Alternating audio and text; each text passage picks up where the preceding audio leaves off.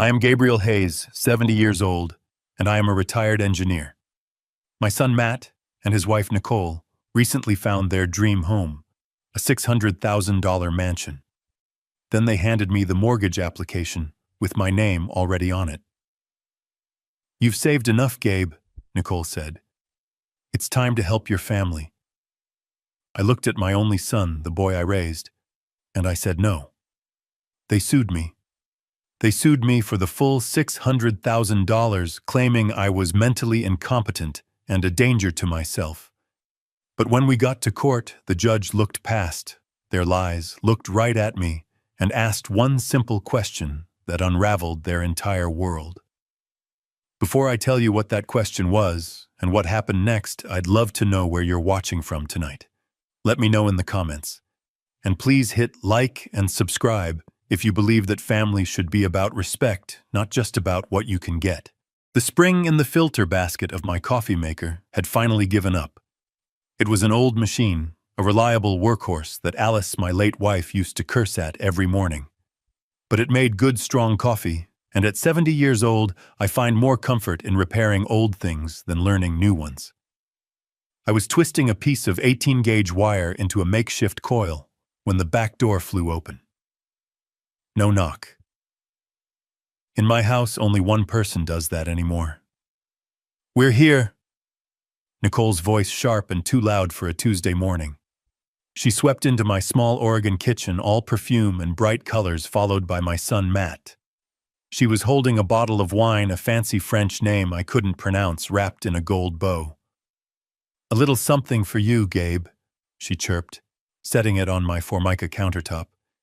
I stared at the bottle. $80 easy. "You know I don't drink, Nicole."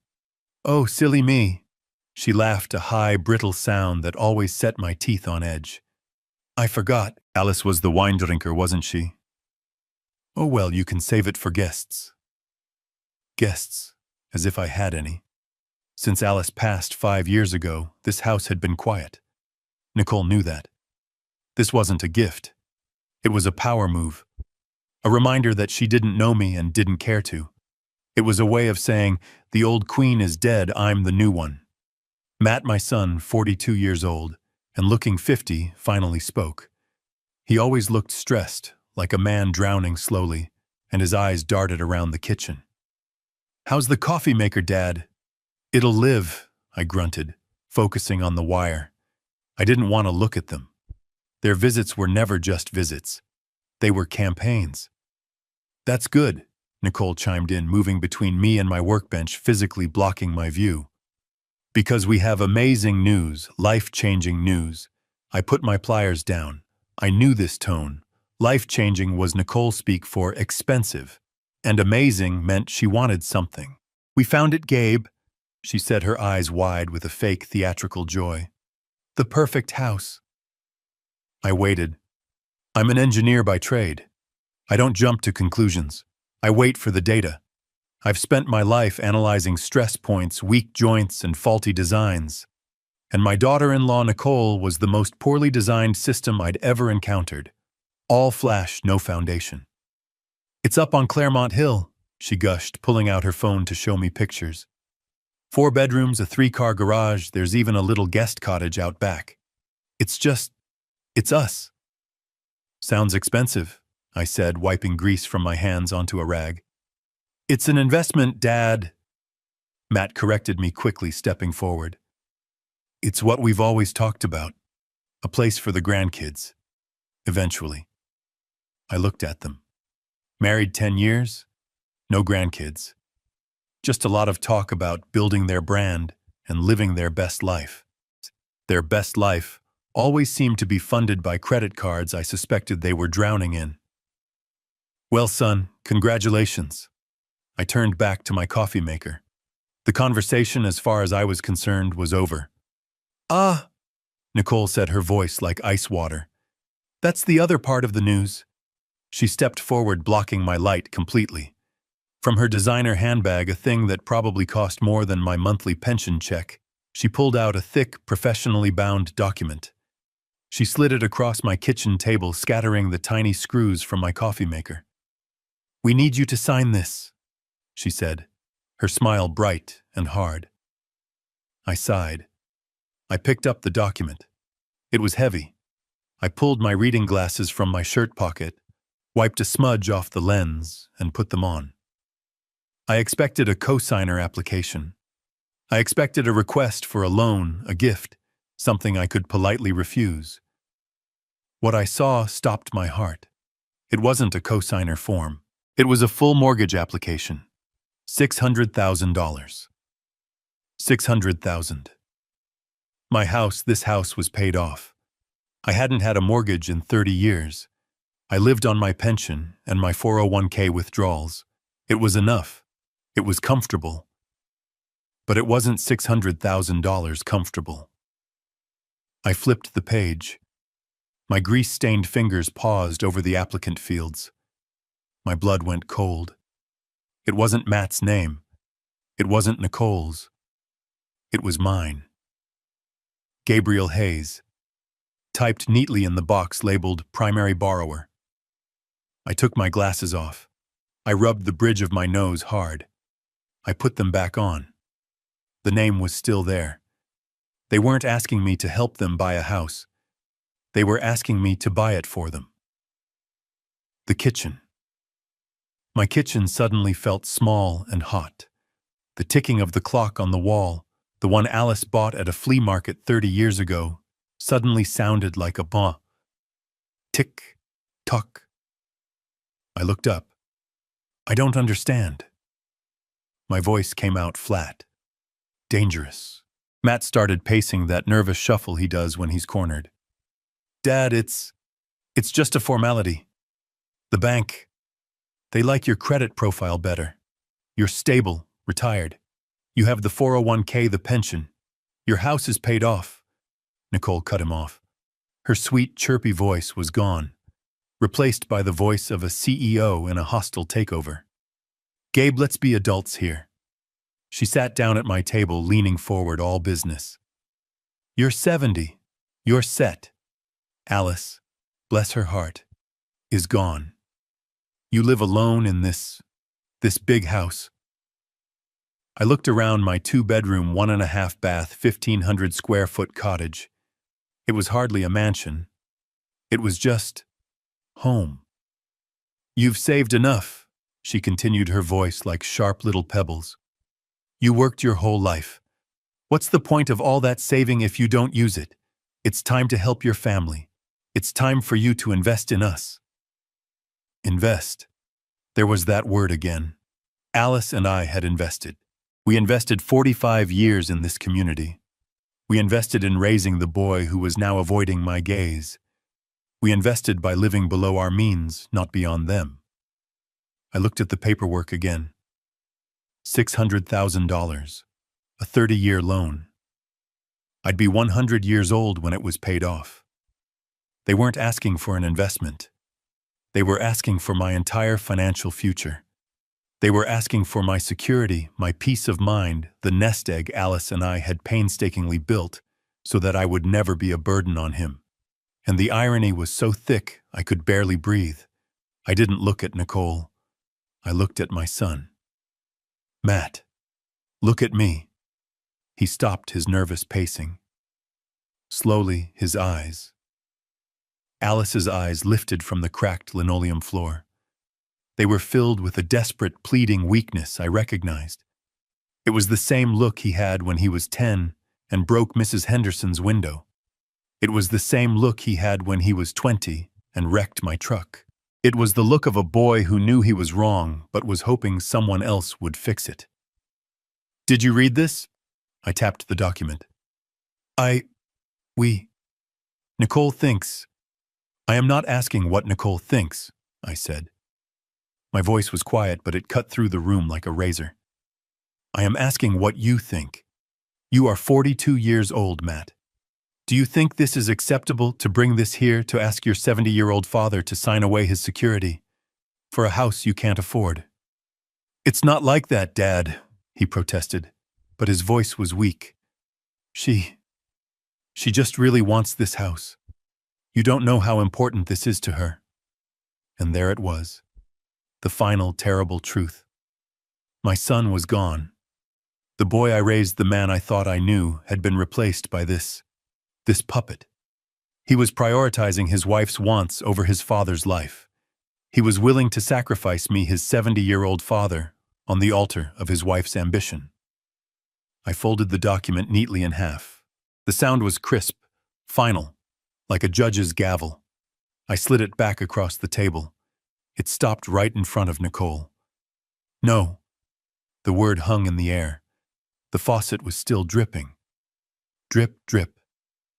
Nicole's perfectly made-up face went through 3 distinct phases in less than 2 seconds. First, confusion, as if the word no was a foreign language she didn't understand. Second, offense, as if I had slapped her. Third, a cold, hard rage that made her eyes look like chips of ice. "What?"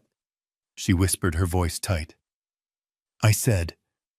I enunciated every syllable, no. Matt looked like he was going to be sick. "Dad, please, you can't just say no. We already put down a deposit. We told the realtor you were on board." A deposit. With what money? My money, the money I suspected they'd been subtly bleeding from me for years. "Then you'd better call that realtor," I said, turning my back on them. I walked to the sink. "You'd better call him and tell him you lied. If Nicole wants that house," I said, my voice muffled by the sound of running water as I rinsed my coffee mug, "then you two can figure out how to buy it." "You selfish old man!" Nicole shrieked. The civility was gone. I turned around slowly, drying my hands. "Get out of my house." "What?" I said. "Get out." Matt, finally finding a spine, grabbed his wife's arm. "Nicole, come on. We're leaving." "No." She yanked her arm free. She pointed a finger at me, her hand shaking. "You are just sitting on all that money Alice left. You're letting it rot. We are your family." "A family doesn't ask its father to sign his financial death warrant," I said, walking toward them. Nicole snatched the mortgage papers off the table. "You will regret this, Gabe. I promise you, this isn't over." "I'm sure it's not," I said, holding the back door open for them. They stormed out. The screen door slammed shut behind them, the frame rattling in protest. I heard their car engine roar to life, tires spinning on the gravel of my driveway as they peeled out. I stood there listening until the sound faded. I went back to the counter. The $80 bottle of wine was still there. I picked it up and walked to the back porch, uncorked it, and poured every last drop onto Alice's dying rose bushes. I sat down on the old porch swing. My hands were shaking. Not from fear, from adrenaline. Nicole was right about one thing. This wasn't over. It was just the beginning. I stood on that back porch for a long time. I stood there long after their car squealed out of my driveway, leaving a black mark on the gravel and a cloud of dust in the air. I listened to the sound of their engine fading, taking the last bit of my family's peace with it. I looked at the $80 bottle of wine Nicole had left on my counter. I picked it up, walked back outside, and poured every last drop onto the patch of weeds by the porch steps. The next 2 days were quiet. Too quiet. The silence in the house was heavy, suffocating. I called Matt's phone on Wednesday afternoon. It went straight to voicemail. "Son?" I said, my voice sounding rough. "It's your father. We need to talk." I hung up. He didn't call back. I called again on Thursday, straight to voicemail. This time I didn't leave a message. I am a 70-year-old man. I have earned many things in my life. I will not beg my own son to speak to me. Part of me, the father part, tried to find an excuse. He's embarrassed, I told myself. He's ashamed. He's at home getting an earful from that harpy he married. I told myself they just needed time to cool off. They needed to realize how insane, how disrespectful their proposition had been. I tried to believe that the son I raised, the boy I taught to ride a bike and bait a hook, would eventually remember who he was. I tried to believe that blood was thicker than Nicole's ambition. I was wrong. The proof arrived on Friday. I walked down my long gravel driveway, the Oregon air crisp and damp. My joints always ache in this weather. The mailbox door creaked open. Junk mail, an ad for gutter cleaning, the local paper, and one thin envelope that didn't belong. It was from Bank of America. My heart tightened. I hadn't banked with B of A in 30 years, not since Alice and I opened our joint account at the local credit union. I tore it open right there at the end of my driveway. My eyes scanned the page. It was a form letter. Cold, impersonal corporate. Dear Gabriel Hayes, we regret to inform you that we cannot approve your application at this time. Application. I hadn't applied for anything. I read further down. Your recent application for a $20,000 home equity line of credit. My hand started to shake. $20,000. Has been declined due to recent suspicious activity on your credit profile and insufficient income verification. I read the letter again and again. A line of credit. Against my house. The house I paid off in 1997.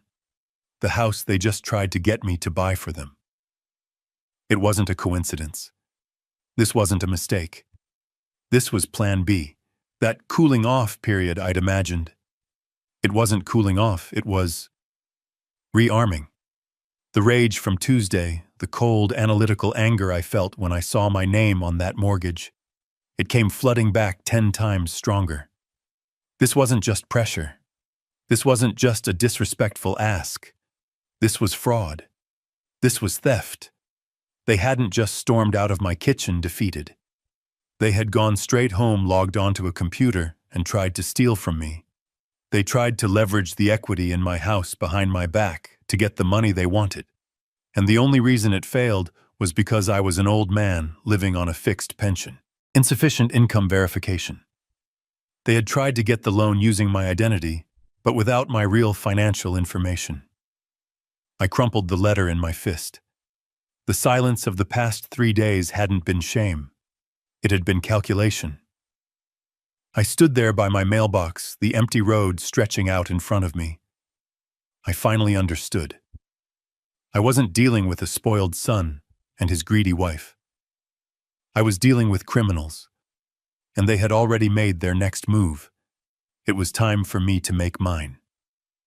I turned around, marched back up the driveway, and went straight to my phone. I wasn't calling Matt. I was calling my bank's fraud department, and I was going to find out exactly what they had done. I didn't even go back inside the house. I stood right there on the gravel driveway, the damp Oregon air chilling my hands, and I dialed the 1-800 number on the letter with a thumb that was shaking not from cold, but from a cold, hard rage. The phone clicked. A robotic voice answered. Thank you for calling Bank of America's Fraud Protection Department. I hate these automated menus. They're designed to make you give up. I punched 0 over and over until a human finally picked up. Fraud Department, this is Susan. How can I help you? Her voice was bored. She'd probably taken 100 calls like this today. My name is Gabriel Hayes, I said, my voice steady, deceptively steady. I'm holding a rejection letter for a $20,000 line of credit that I never applied for. Oh, I'm very sorry to hear that, sir. Her voice clicked into a professional script. That must be very upsetting. Let me pull up your file. Can you please confirm your social security number? I recited the 9 digits, the 9 numbers that define your entire life in this country. I felt dirty saying them out loud. It felt like a violation. Thank you, Mr. Hayes. One moment. I heard her typing. The silence on the line stretched, filled only by the sound of my own blood roaring in my ears. Okay, she said, her tone suddenly more alert. Yes, I see the application here. It was submitted online at 7:42 p.m. this past Tuesday. Tuesday.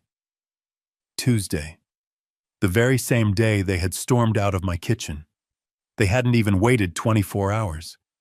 They must have driven straight from my house, furious and rejected, and immediately logged on to try and steal from me, The audacity of it, the speed of it, took my breath away. "Mr. Hayes," Susan said, pulling me back. "I'm here," I said, my voice like gravel. "I want to know what information was used to submit this application." "Sir, I can't." "Susan," I interrupted, but I kept my voice calm. "I am the victim of identity theft. I need to know how compromised I am. Tell me what they used." She hesitated. "I understand. I'm noting the account for fraud." "Okay. The application was submitted using your correct full name, Gabriel Elias Hayes, your correct date of birth, and the correct social security number." "Of course. But that wasn't enough. There are always security questions." "What else?" I pressed. "What did they use for verification security questions? Mother's maiden name." There was another pause. More typing. "Yes, sir. The applicant did correctly provide your mother's maiden name." I closed my eyes. The world went silent. The wind in the pine trees. The distant hum of the highway. It all faded. Mother's maiden name. I hung up the phone. I didn't say goodbye. I didn't say thank you.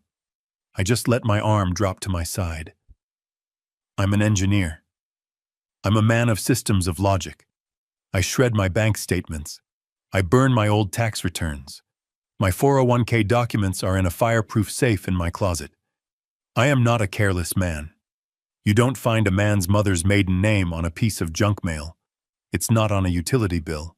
It's not something you just find while rummaging through a desk. It's something you know. And I knew with a certainty that settled in my gut, like cold lead, that only one person on this earth besides me knew that name. Matt. I remembered it. Not 3 years ago, but 5. Right after Alice died. I was a ghost. I walked through this house, but I wasn't here.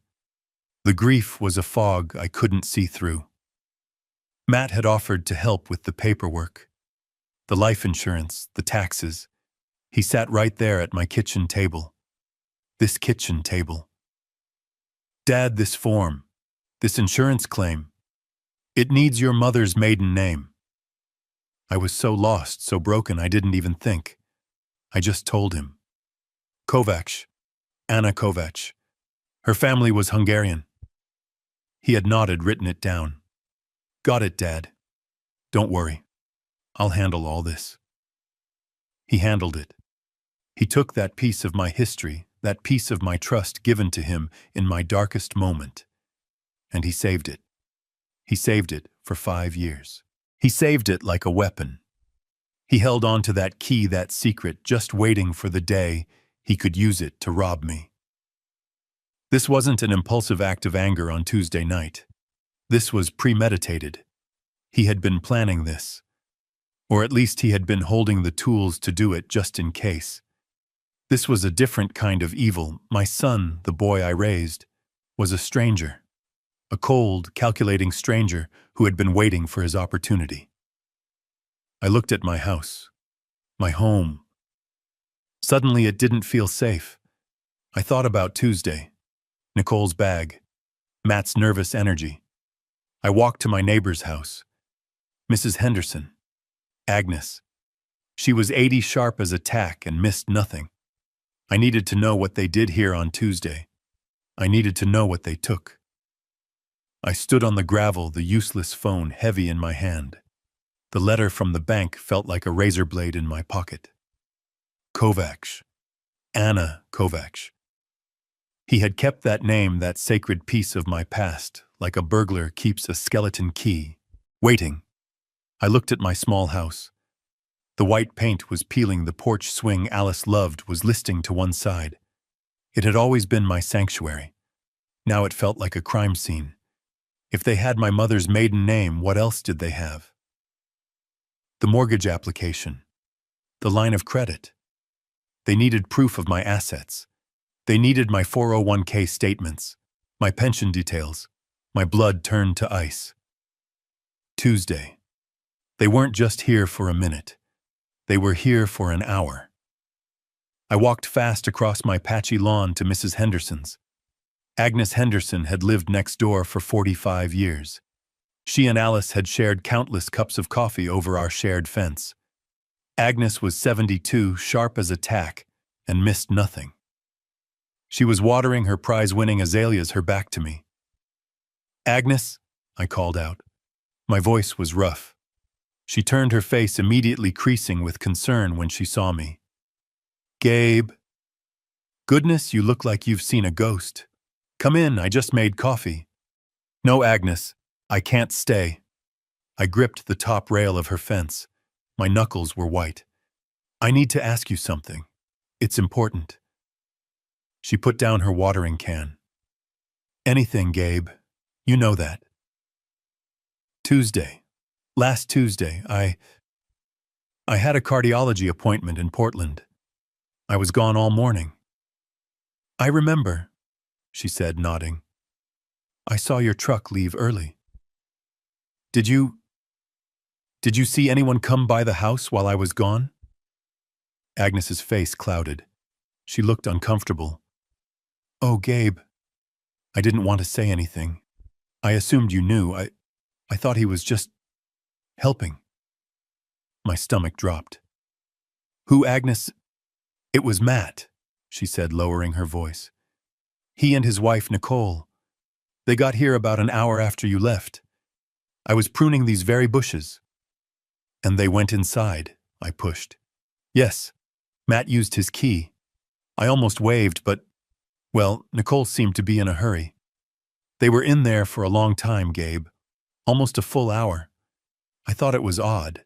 I figured they were just dropping something off for you, but they stayed so long." I just stared at her, the pieces clicking into place with horrifying speed. "Agnes," I said, trying to keep my voice even. "When they left, were they carrying anything?" Agnes frowned, thinking. Her eyes unfocused as she replayed the memory. Yes, they were. Matt was just Matt. But Nicole, she was carrying that big beige tote bag she always has. The one that looks like it costs a fortune." She paused. "You know, it's funny. It looked heavy, stuffed full.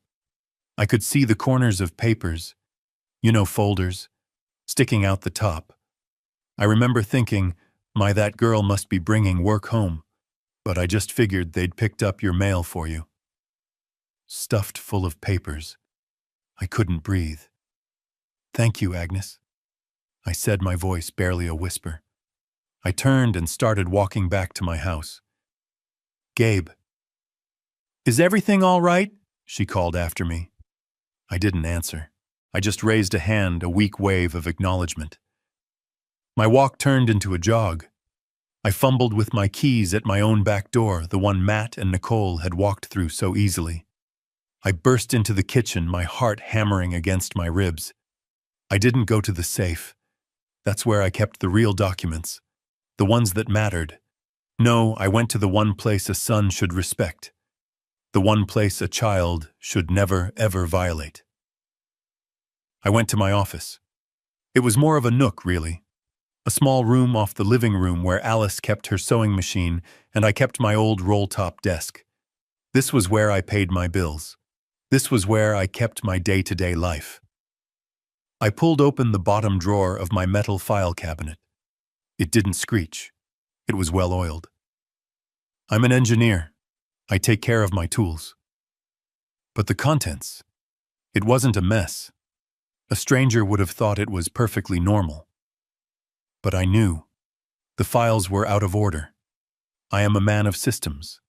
My files are alphabetical. Auto insurance, bank statements, house deed, medical, pension. Pension was filed behind taxes. Bank statements was shoved in front of auto. They had been here. They had been in this drawer. I pulled the folders out one by one, my hands shaking so badly I dropped them on the floor. The pension folder, empty. The 401k statements folder, empty. The tax returns folder. They'd taken the last 5 years. I sank into my old wooden desk chair. It groaned under my weight. They didn't just try to steal my identity. They had stolen it. They had come into my home, my sacred space, and rifled through my life. They had taken the proof of my assets. They were building a case. The mortgage application wasn't Plan A. The fraudulent line of credit wasn't Plan B. They were a coordinated attack. They were trying to find out exactly how much I had, where it was, and how they could get their hands on it. The $600,000 house. That was just what they thought they could get. Now armed with my 401k statements, my pension details, they were coming back for the rest. I looked at the phone on my desk. The old beige rotary phone that Alice had refused to get rid of. I felt so alone. So utterly and completely alone. This was bigger than me. This wasn't a family squabble. This wasn't a spoiled son. This was a conspiracy. I picked up the receiver. My fingers, stained with grease and shaking with rage, fumbled on the numbers. I couldn't call the police. Not yet. Not on my own son. But I knew who to call. The one man Alice had trusted as much as she trusted me. The only other man on earth who knew the truth. Peterson Law Offices, a crisp voice answered. Get me Peterson, I said, my voice breaking. Tell him it's Gabe Hayes. Tell him it's happening. I didn't bother changing my clothes. I still had grease under my fingernails from that morning's coffee maker repair. It felt like a lifetime ago. I grabbed my keys, walked past my ransacked file cabinet, and didn't look back. The engine of my 1998 Ford F-150 turned over with a familiar, comforting groan. It was an old truck, reliable, honest. It had dents and scratches, and every single one had a story. It was a truck that had never lied to me. I pulled onto the 2-lane highway heading east toward Portland. The 90-minute drive was usually something I enjoyed. I'd listen to the oldies station, watch the tall Oregon pines blur past, and think about what Alice would want for dinner. Today there was no music, just the thrum of the engine and the deafening roar of my own thoughts. $50 million. And my son was trying to steal a few thousand from my 401k. I gripped the steering wheel, my knuckles white. I thought about Matt as a boy. I remembered his 10th birthday. He wanted the new Nintendo. All his friends had one. We didn't buy it for him. Instead, I took him to the workshop and we spent a month building a Pinewood Derby car. He cried at first. But when that car won first place, the look on his face, it wasn't the joy of getting something. It was the pride of building something. That's what Alice and I wanted for him. We wanted him to feel that. We wanted him to stand on his own 2 feet. We always agreed. Alice and I, we talked about it countless nights. We saw what money did to other families. We saw our friends the Martins, whose son was in and out of rehab, all funded by their trust fund. We saw the Johnsons, whose daughter hadn't worked a day in her life and treated her parents like servants. We can't let that happen to Matt Gabe, Alice had said, her voice firm as we sat at the kitchen table signing the final trust documents all those years ago. He has to be his own man. This money, it can't be a gift. It has to be a responsibility, or it will be a curse. So we kept the secret. We lived on my engineer's salary. We saved. We bought this house. We drove this truck. We lived a good, simple American life. And all the while that other life, the $50 million life, was just sitting there, waiting. Now, as the skyline of Portland pushed up against the gray sky, I felt a cold knot of doubt. Had we been wrong by trying to protect him? Did we just make him hungry? By keeping him from the truth, did we accidentally create this resentment? Did he look at his simple, retired father and feel nothing but contempt? Did he think I was just a foolish old man hoarding a small nest egg when all this time I was guarding a fortress he couldn't even see? I didn't know. I didn't know the man who had rifled through my desk. I didn't know the man who had used his dead mother's insurance claim to steal my mother's maiden name. I only knew one thing. He was my son, and he had declared war on me. I pulled into the parking garage for Peterson's law firm. I didn't have a plan. But I had the truth. And I had a $50 million problem. Peterson's law firm, Peterson Shaw and Associates, took up the top 3 floors of the tallest glass tower in Portland. It was the kind of place that smelled like old money and new carpet. The receptionist, a young woman in a sharp black blazer, looked at me over the rim of her glasses. I knew what she saw. A 70-year-old man in a worn flannel shirt, decade-old jeans and work boots that still had mud on the heels. I still had grease under my fingernails from the coffee maker. I probably looked like I had wandered into the wrong building, like I was looking for the janitor's office. "Gabriel Hayes for Mr. Peterson," I said, my voice quiet. Her eyes widened just a fraction in surprise. She checked her computer. "Oh, yes, Mr. Hayes. Of course. He's expecting you. Right this way, sir." Her "sir" was sudden a pivot from dismissal to deference. Peterson had clearly flagged my name in their system. I was led through a maze of beige walls and abstract art until we reached a corner office with a floor-to-ceiling window overlooking the entire city. And there, sitting behind a desk so large it could have doubled as a boat, was John Peterson. Peterson was my age, but he looked like he'd been carved from granite. Sharp suit, perfect hair, a mind like a steel trap. He'd been my friend since college, long before the money, long before any of it. He was the only man on earth I trusted with the truth. He stood up as I entered, a genuine smile on his face that faded as soon as he saw my expression. "Gabe," he said, shaking my hand. His grip was firm. "You look like hell. What's happened?" I didn't answer. I didn't sit down. I reached into the inner pocket of my jacket.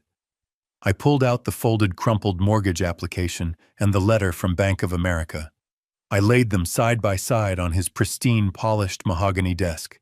The greasy smudge from my thumb on the bank letter stood out like a scar. Peterson put on his own reading glasses. He picked up the mortgage application first. I watched his eyes scan the page, his expression hardening. He saw the $600,000 amount. He saw my name. He saw the space for my signature. Then he put it down and picked up the rejection letter for the $20,000 line of credit. He read it, his jaw tightening. He looked up at me. He didn't look shocked. He didn't look surprised. He just looked terribly, profoundly sad. "So," he said, his voice a low rumble, "it started." He took off his glasses and rubbed his eyes. "I was afraid this day would come, Gabe. I truly was. I kept hoping Matt would grow up, that he'd find his own way. He found a way, all right," I said, my voice thick with anger. "He found his way into my file cabinet. He used his mother's death to get my mother's maiden name. He's been planning this, John." Peterson nodded slowly. "They get desperate. The children always get desperate." He stood up and walked not to a desk drawer, but to a massive fireproof safe built into the wall behind a framed painting. He spun a combination lock, the clicks precise and silent. The heavy door swung open. Inside wasn't cash. It was rows and rows of thick bound ledgers. He pulled one out. It was dark blue, hardbound, and embossed with gold letters. It didn't say Gabe Hayes. It said, "The Hayes Alice Trust." He placed the massive file on his desk right next to the fraudulent, flimsy mortgage application. The contrast was stark. One was a desperate lie. The other was the $50 million truth. "Well," Peterson said, opening the cover, "Alice was a brilliant woman. She knew this might happen. She insisted on a few safeguards. She called it the character clause." He looked up at me. "The question is, Gabe, are you ready to use it?" Peterson ran his hand over the heavy blue ledger. It was embossed with gold letters, "The Hayes Alice Trust." "Alice was brilliant," he said, his voice a low rumble in the quiet, expensive office. She always knew, this day might come." I just nodded. My throat was too tight to speak. Alice always knew. She knew me better than I knew myself.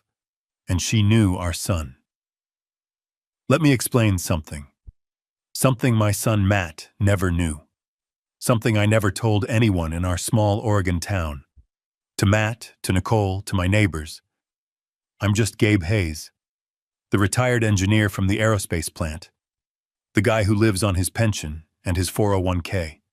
The man who drives a 20-year-old truck and spends his mornings trying to fix a broken coffee maker. That's the lie. Or rather, it's the cover story.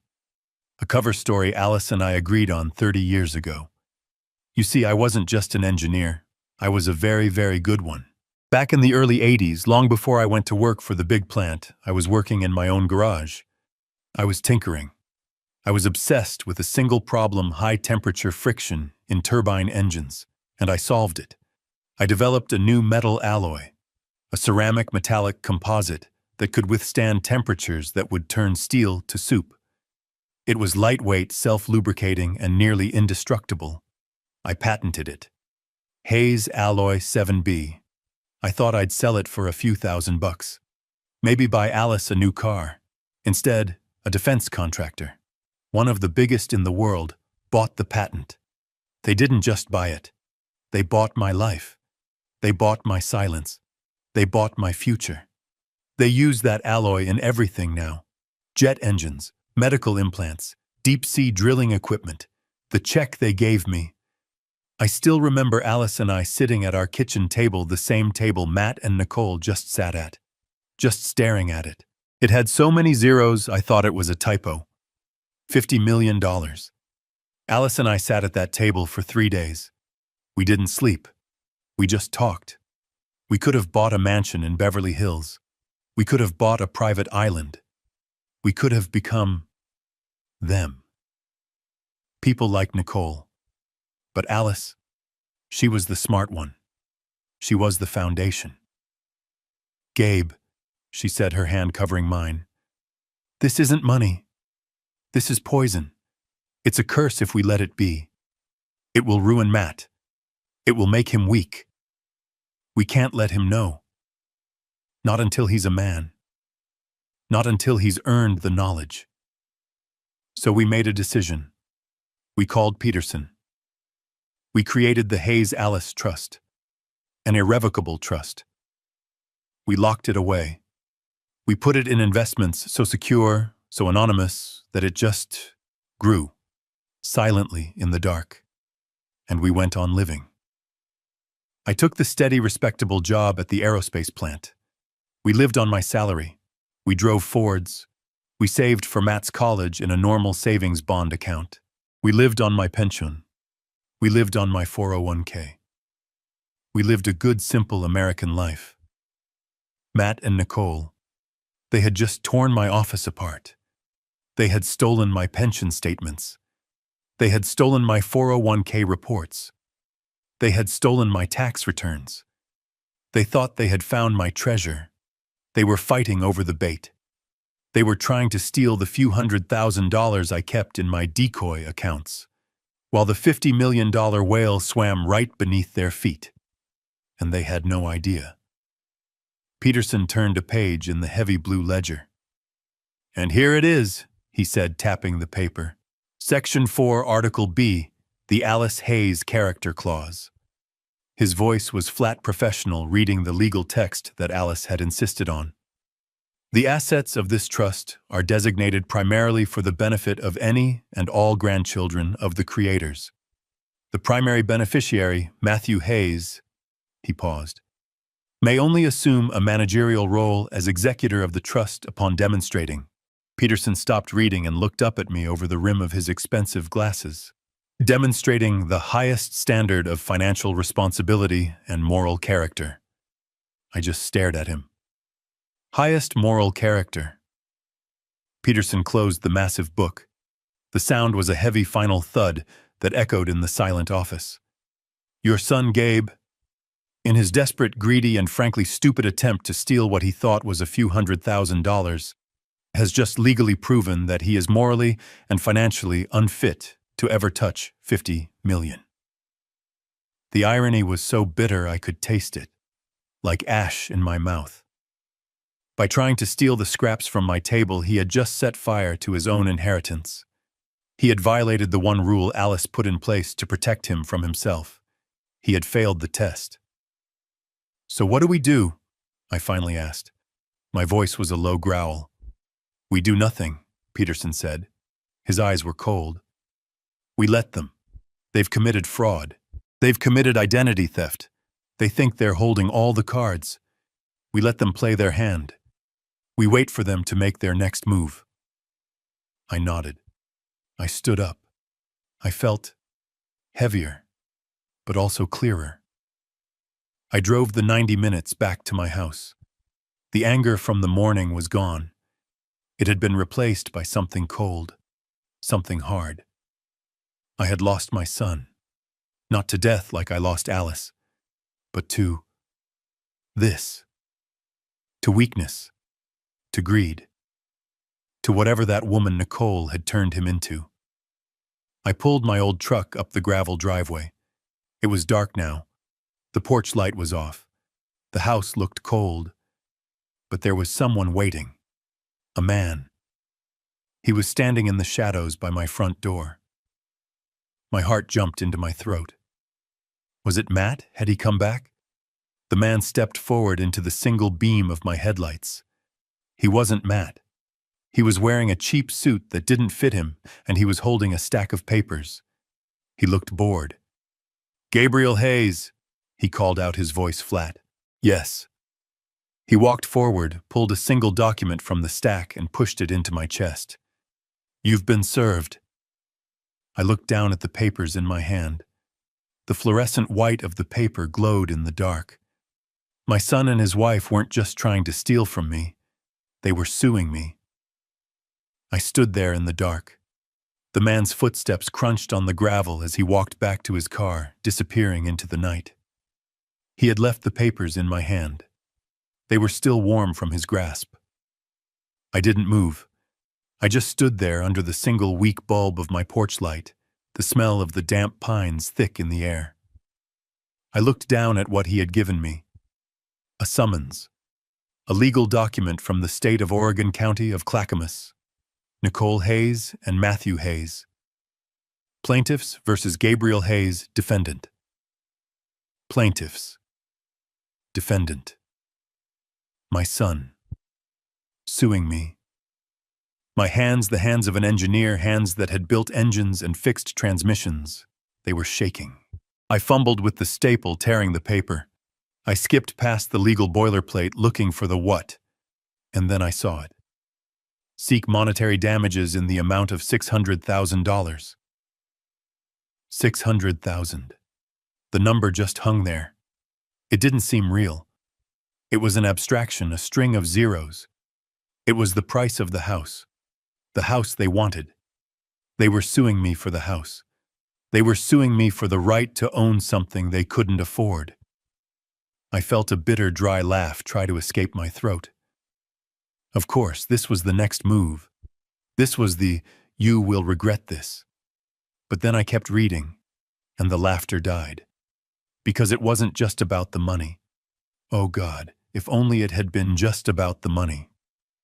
I read the next line. "And furthermore, petition this court for an emergency hearing to establish a conservatorship over the person and estate of Gabriel Hayes, citing advanced age and cognitive impairment." Cognitive impairment.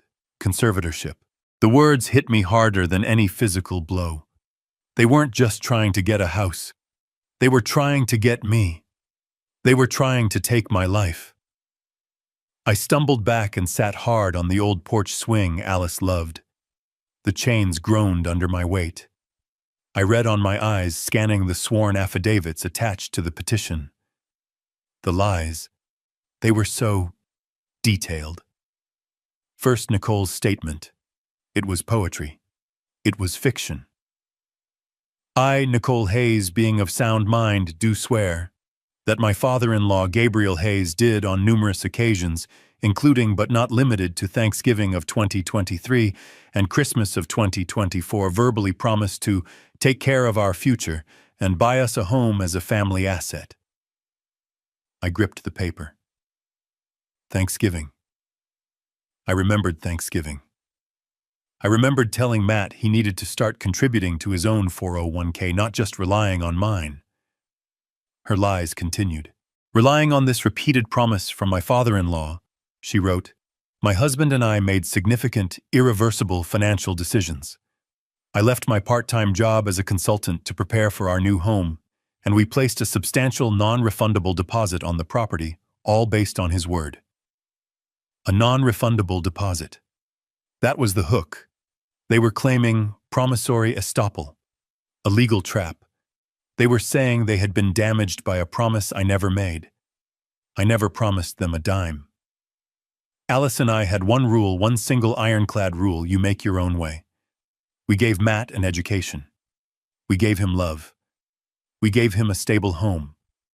We never ever promised him a free ride. And he knew it. But the petition wasn't finished. The next page was worse. It was the request for the conservatorship. It was Matt's sworn statement, or at least it had his signature on it. The words were pure Nicole. My father, Gabriel Hayes, has shown significant signs of cognitive decline over the past year. I read on my stomach churning. He has become dangerously forgetful. He often misplaces his keys and wallet. He has become reclusive, refusing to see family or friends. He has exhibited paranoia, accusing us of things we have not done. They were using my quiet, frugal life as evidence of self-neglect. They were twisting my privacy into isolation. And then came the final dagger. The most alarming sign of his impairment, Matt's statement read, is his complete lack of memory regarding his promise to buy us our home. He became agitated and confused when we presented him with the paperwork, as if he had no recollection of our many conversations. We are not angry. We are terrified. We are afraid he is a danger to himself. We fear he will, in his confused state, mismanage or give away the assets he worked his whole life to build. I dropped the papers. They scattered across the old wooden planks of the porch. I finally understood. This wasn't about a house. The house was just the prize. This was about control. My refusal. My simple, firm no. They weren't seeing it as a boundary. They were twisting it. They were painting it as proof that I was insane. They were building a legal cage for me. Declare me incompetent. Seize control of my estate, the 401k, the pension, the small-town house they thought was my only asset. They would get the $600,000 and everything else. I would be a prisoner locked in a nursing home, legally dead, while they drained my life's work. And the beauty of their plan, the truly evil genius of it, was that the very act of me fighting back, of me getting angry, of me saying they were conspiring against me, would just be more proof of my paranoia. They had backed me into a corner. I sat there for a long time, the cold night air seeping into my bones. The porch swing was silent. They thought they were dealing with a forgetful, simple old man. They thought they had trapped me. They had just made the single biggest mistake of their lives. They thought I was weak. They forgot. I'm an engineer. I don't just fix machines. I find weak points. I analyze systems. And I take them apart piece by piece. This lawsuit wasn't just a threat. It was a declaration of war. I bent down my knees, cracking in protest. I gathered the scattered papers, every single one. I put them in order. Then I went inside, locked my door, and picked up the phone. Peterson Law Offices, the answering service said. This is Gabriel Hayes. I said, my voice as cold and hard as steel. Get me John Peterson. I don't care what time it is. I don't care if he's in bed. Get him on the phone, now. It was happening. I was in Peterson's office at 9 a.m. sharp. I hadn't slept. I'd spent the night in my old recliner. The lawsuit papers spread out on the floor under the lamplight. I just stared at them, watching the words blur. Cognitive impairment. Danger to himself. Conservatorship. The anger from the night before had cooled. It had settled into something hard, heavy, and cold inside my chest. It wasn't just anger anymore. It was procedure. I was an engineer. I had a complex problem in front of me, a system designed for maximum destruction, and I needed to figure out how to take it apart. When I walked into Peterson's office, he didn't offer me coffee. He didn't ask how I was. He was all business. His massive mahogany desk was clear except for a single slim manila folder. He looked like he'd been up all night, too. "You were right to call me Gabe," he said, his voice a low rumble. "I made some calls.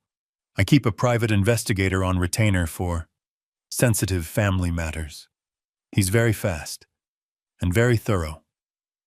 Peterson opened the folder. He didn't need to build suspense. He just stated the facts. "Your son Matt and his wife Nicole," he said, "are not just greedy. They are desperate. And desperate people, Gabe. They're stupid. And they're dangerous." He slid a single sheet of paper across the desk. "This is a summary report from my investigator." He started with Nicole. Her lifestyle, the one she's so proud of. It's a house of cards. Built on debt. I picked up the paper. I'm an engineer. I'm good with numbers. But these numbers, they didn't make sense. It was a credit report summary. "That's not a typo, Gabe," Peterson said, watching my face. "You're reading it correctly. Your daughter-in-law, Nicole, is currently carrying $83,000 in outstanding high-interest credit card debt. $83,000. I thought of the $80 bottle of wine she'd brought to my house, the designer handbag, the constant casual, cruel mentions of trips I couldn't afford, restaurants I'd never heard of. "It's all here," Peterson continued, tapping the paper. "American Express, Visa, Nordstrom, Saks, Fifth Avenue, 3 different furniture store cards. She's been living like a millionaire. The problem is, as far as we can tell, she doesn't have a job. Not one she's declared taxes on anyway." She wasn't just bragging. She was panicked. She wasn't just spending. She was drowning. "But Matt," I said the words feeling like ash in my mouth. "Matt has a good job. He's a regional sales manager. He must make good money. He can't be okay with this." Peterson's face didn't change. He shook his head slowly. He slid a second piece of paper across the desk. This one was a printout of what looked like an internal company memo. "Matt had a good job," Peterson corrected me. "He was terminated 6 months ago." I stared at the paper. Terminated. Fired. "Why?" I whispered. "Embezzlement," Peterson said. The word was ugly. Clinical. He was caught skimming $5,000 from the corporate expense account. Falsifying receipts. His company, John Deere, didn't want the bad press. They're a family company. They fired him quietly. They gave him 6 months to pay the money back before they pressed criminal charges. The pieces fell into place. Not with a click, with the sound of a building collapsing. 6 months. He had been unemployed for 6 months. He had been pretending to go to work every morning. He had been coming to my house, eating my food, lying to my face. The 6-month deadline to pay back the stolen money. It was probably right. Now. The stolen 401k statements. The fraudulent line of credit. The lawsuit. This wasn't about ambition. This wasn't about living their best life. This was about survival. The house, I said, the realization hitting me. The $600,000 house. "Exactly," Peterson said. "It's not a dream. It's a lifeline. They're bankrupt, Gabe. They're about to lose everything. They're not just trying to buy a house with your money. They're trying to use you.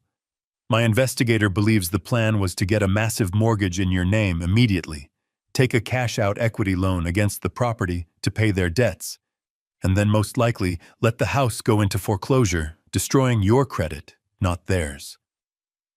A drowning man pulling his own father underwater to use him as a flotation device. I thought about the lawsuit. The claim that I was the one who was cognitively impaired. The accusation that I was the one who was forgetful and a danger to my own finances. They weren't just attacking me. They were projecting. They were accusing me of their sins. I looked at Peterson. They've stolen my identity. They've lied to the court in a sworn affidavit. They've tried to defraud a bank. And Matt embezzled. Yes, Peterson said. So, I said, feeling the cold engineering logic return my voice flat. They're not just immoral, they're criminals. Peterson nodded. They are. And they've just given us all the ammunition we need. They've handed us the rope. I stood up. I walked to the window and looked down at the city. All those people living their lives completely unaware of the poison flowing just beneath the surface. Good, I said, turning back to Peterson. Because they don't know who they're dealing with. They think I'm a forgetful old man living on a pension. They think I'm weak. They think they've trapped me. I looked at the folder on his desk. The Hayes Alice Trust. The $50 million secret. They have no idea what's coming for them. Peterson allowed himself a thin, cold smile. No, Gabe. They really don't. I got home from Peterson's office with the investigator's report in my briefcase. The house was cold. The coffee maker was still in pieces on the counter. I sat at the kitchen table. The lawsuit papers were spread out on the worn formica. Cognitive impairment. Danger to himself. Conservatorship. The words seemed to pulse in the quiet room. My phone rang. It vibrated on the tabletop, a harsh buzzing sound that made my teeth ache. I looked at the screen. Matt. I let it ring 3 times, each buzz echoing the hollow space where my trust used to be. Then I picked up. I didn't say hello, I just waited. Dad. His voice was small, hesitant. Not the voice of a confident sales manager. Not the voice of a man suing his father. It was the voice of a child testing the waters. What is it, Matt? My voice was flat. Dad, look, Nicole and I, we've been talking. This whole thing has it's gone too far. I waited. I knew this tone. This was the prelude to a request. This lawsuit, he said, rushing his words. It's just paperwork. It's lawyers being lawyers. We don't want this. Nicole doesn't want this. We just want the house. I could hear Nicole whispering in the background, sharp and urgent. Tell him the deal. Look, Dad. Matt said, his voice suddenly stronger, rehearsed. We can make this all go away. Right now. We call the lawyers. We drop the lawsuit. We drop the conservatorship petition. Everything. It all goes back to normal. All you have to do is sign the mortgage papers. I almost laughed. A dry, bitter sound. It was so arrogant. So stupid. They thought they could file a legal document attempting to strip me of my rights as a human being and then use it as a negotiating tactic. They thought they could accuse me in a court of law of being mentally incompetent and then offer to take it back if I gave them $600,000. It was the logic of a kidnapper. Give us the ransom and we'll return the hostage. The hostage was me. And as I sat there listening to my son's pathetic, manipulative plea, I suddenly remembered another time. Matt was 10. My wallet was on the dresser. Alice and I were getting ready for church. I went to get it, and I noticed the cash was gone. $20. I knew it was Matt. I just knew. I confronted him. He did exactly what he was doing now. He lied. He cried. He denied it. I don't know, Dad. Maybe it fell out. I was soft. I was the dad. I was ready to let it go, but Alice was the foundation. She was the steel. She grabbed the empty wallet, walked into his room, and just stood there. She didn't yell. She just waited. She waited until he broke. He finally pulled the crumpled $20 bill from under his mattress. he sobbed. I just wanted the new video game, everyone else has it. I wanted to hug him. I wanted to say it was okay. Alice didn't move.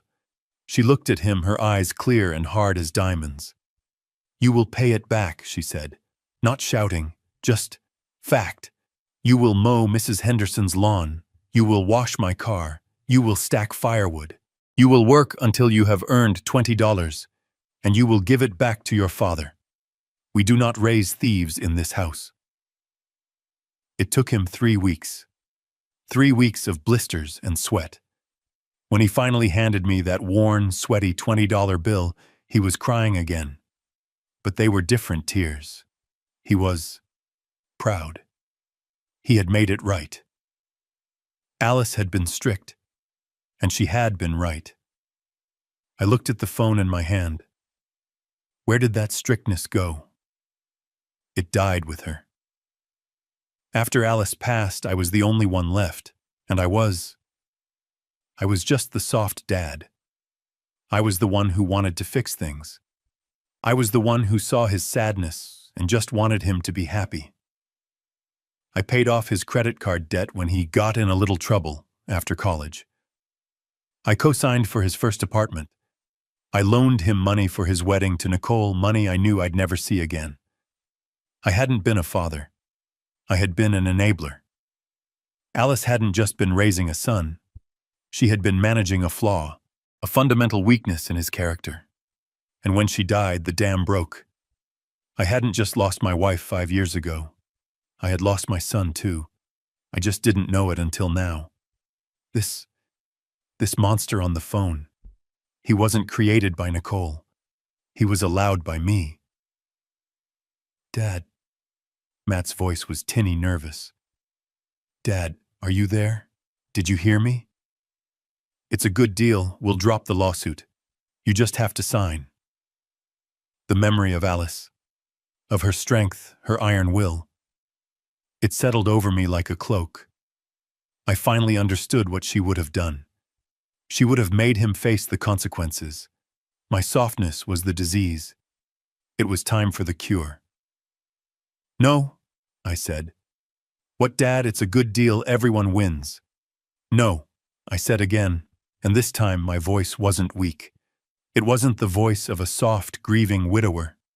It was the voice of Gabriel Hayes, the engineer, the man who built things that last. You filed a lawsuit, Matt, I said, my voice cold. You signed your name to a document that calls me insane. You accused me of being a paranoid old fool. Dad, that was just lawyer talk, he said, his voice rising in panic. It didn't mean anything. It meant everything, I said. You put this in front of a judge. You wanted the court's opinion. Now, you're going to get it. Dad, no.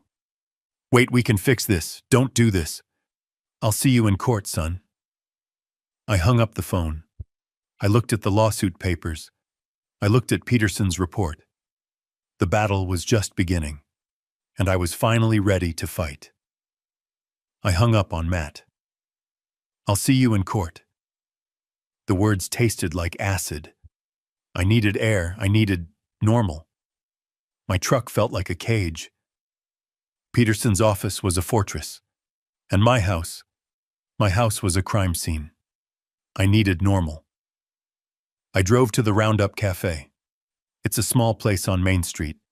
I've been eating breakfast there every Friday for 30 years.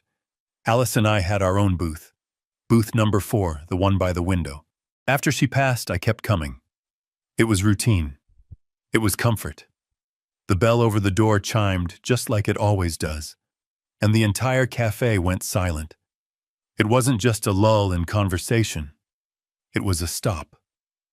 Forks on plates stopped scraping. Conversations died mid-word. It was the kind of silence you get when a cop walks into a rough bar or when the town pariah walks into church. Brenda, the owner, was behind the counter. She's a tough woman my age who's probably poured me 1,000 cups of coffee. She usually yells, "Hey Gabe," the usual. She didn't yell, she saw me. Her face tightened, and she immediately looked down, busying herself by wiping a counter that was already clean. I felt cold. a chill that had nothing to do with the Oregon weather. I walked toward my booth. I could feel the eyes on me. Every person in that diner, the ranchers in their work coats, the old-timers at the counter, they were staring. I slid into booth number 4. The vinyl was cracked in the same places. It still smelled like maple syrup and old coffee, but it felt wrong. It felt hostile. Brenda finally came over. She wasn't carrying a coffee pot. She was holding a menu I hadn't looked at since 1995. "Can I help you, Mr. Hayes?" she asked. "Mr. Hayes, not Gabe, not the usual. Mr. Hayes." I looked up at her. Her face was a polite professional mask. The warmth I'd known for 30 years was gone. "Brenda," I said, my voice confused. "It's me, Gabe." "I know who you are, sir," she said, her voice flat. "What can I get you?" Just the usual, Brenda. Black coffee." "Right away." She turned and walked off. She didn't stop to chat.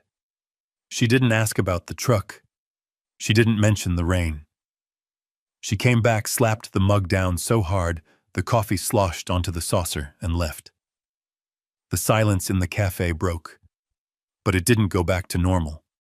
It was replaced by a low, buzzing murmur. Whispers. I tried to ignore it. I tried to drink my coffee. It tasted burnt. I picked up the local paper, but I couldn't read the words. I was listening. I couldn't help it. "Suing his own son," I heard from the booth behind me. No, that was wrong. They were suing me. "Poor Nicole," a woman's voice said from the counter. She just looked devastated. Said they're just trying to help him. Brenda said he promised them a house. $600,000. And now he's claiming he doesn't remember. Just forgot. Like it was nothing. It's the confusion that's what I heard. Sad, really. He was always such a nice man. Confusion, forgot. Sad. The words from the lawsuit.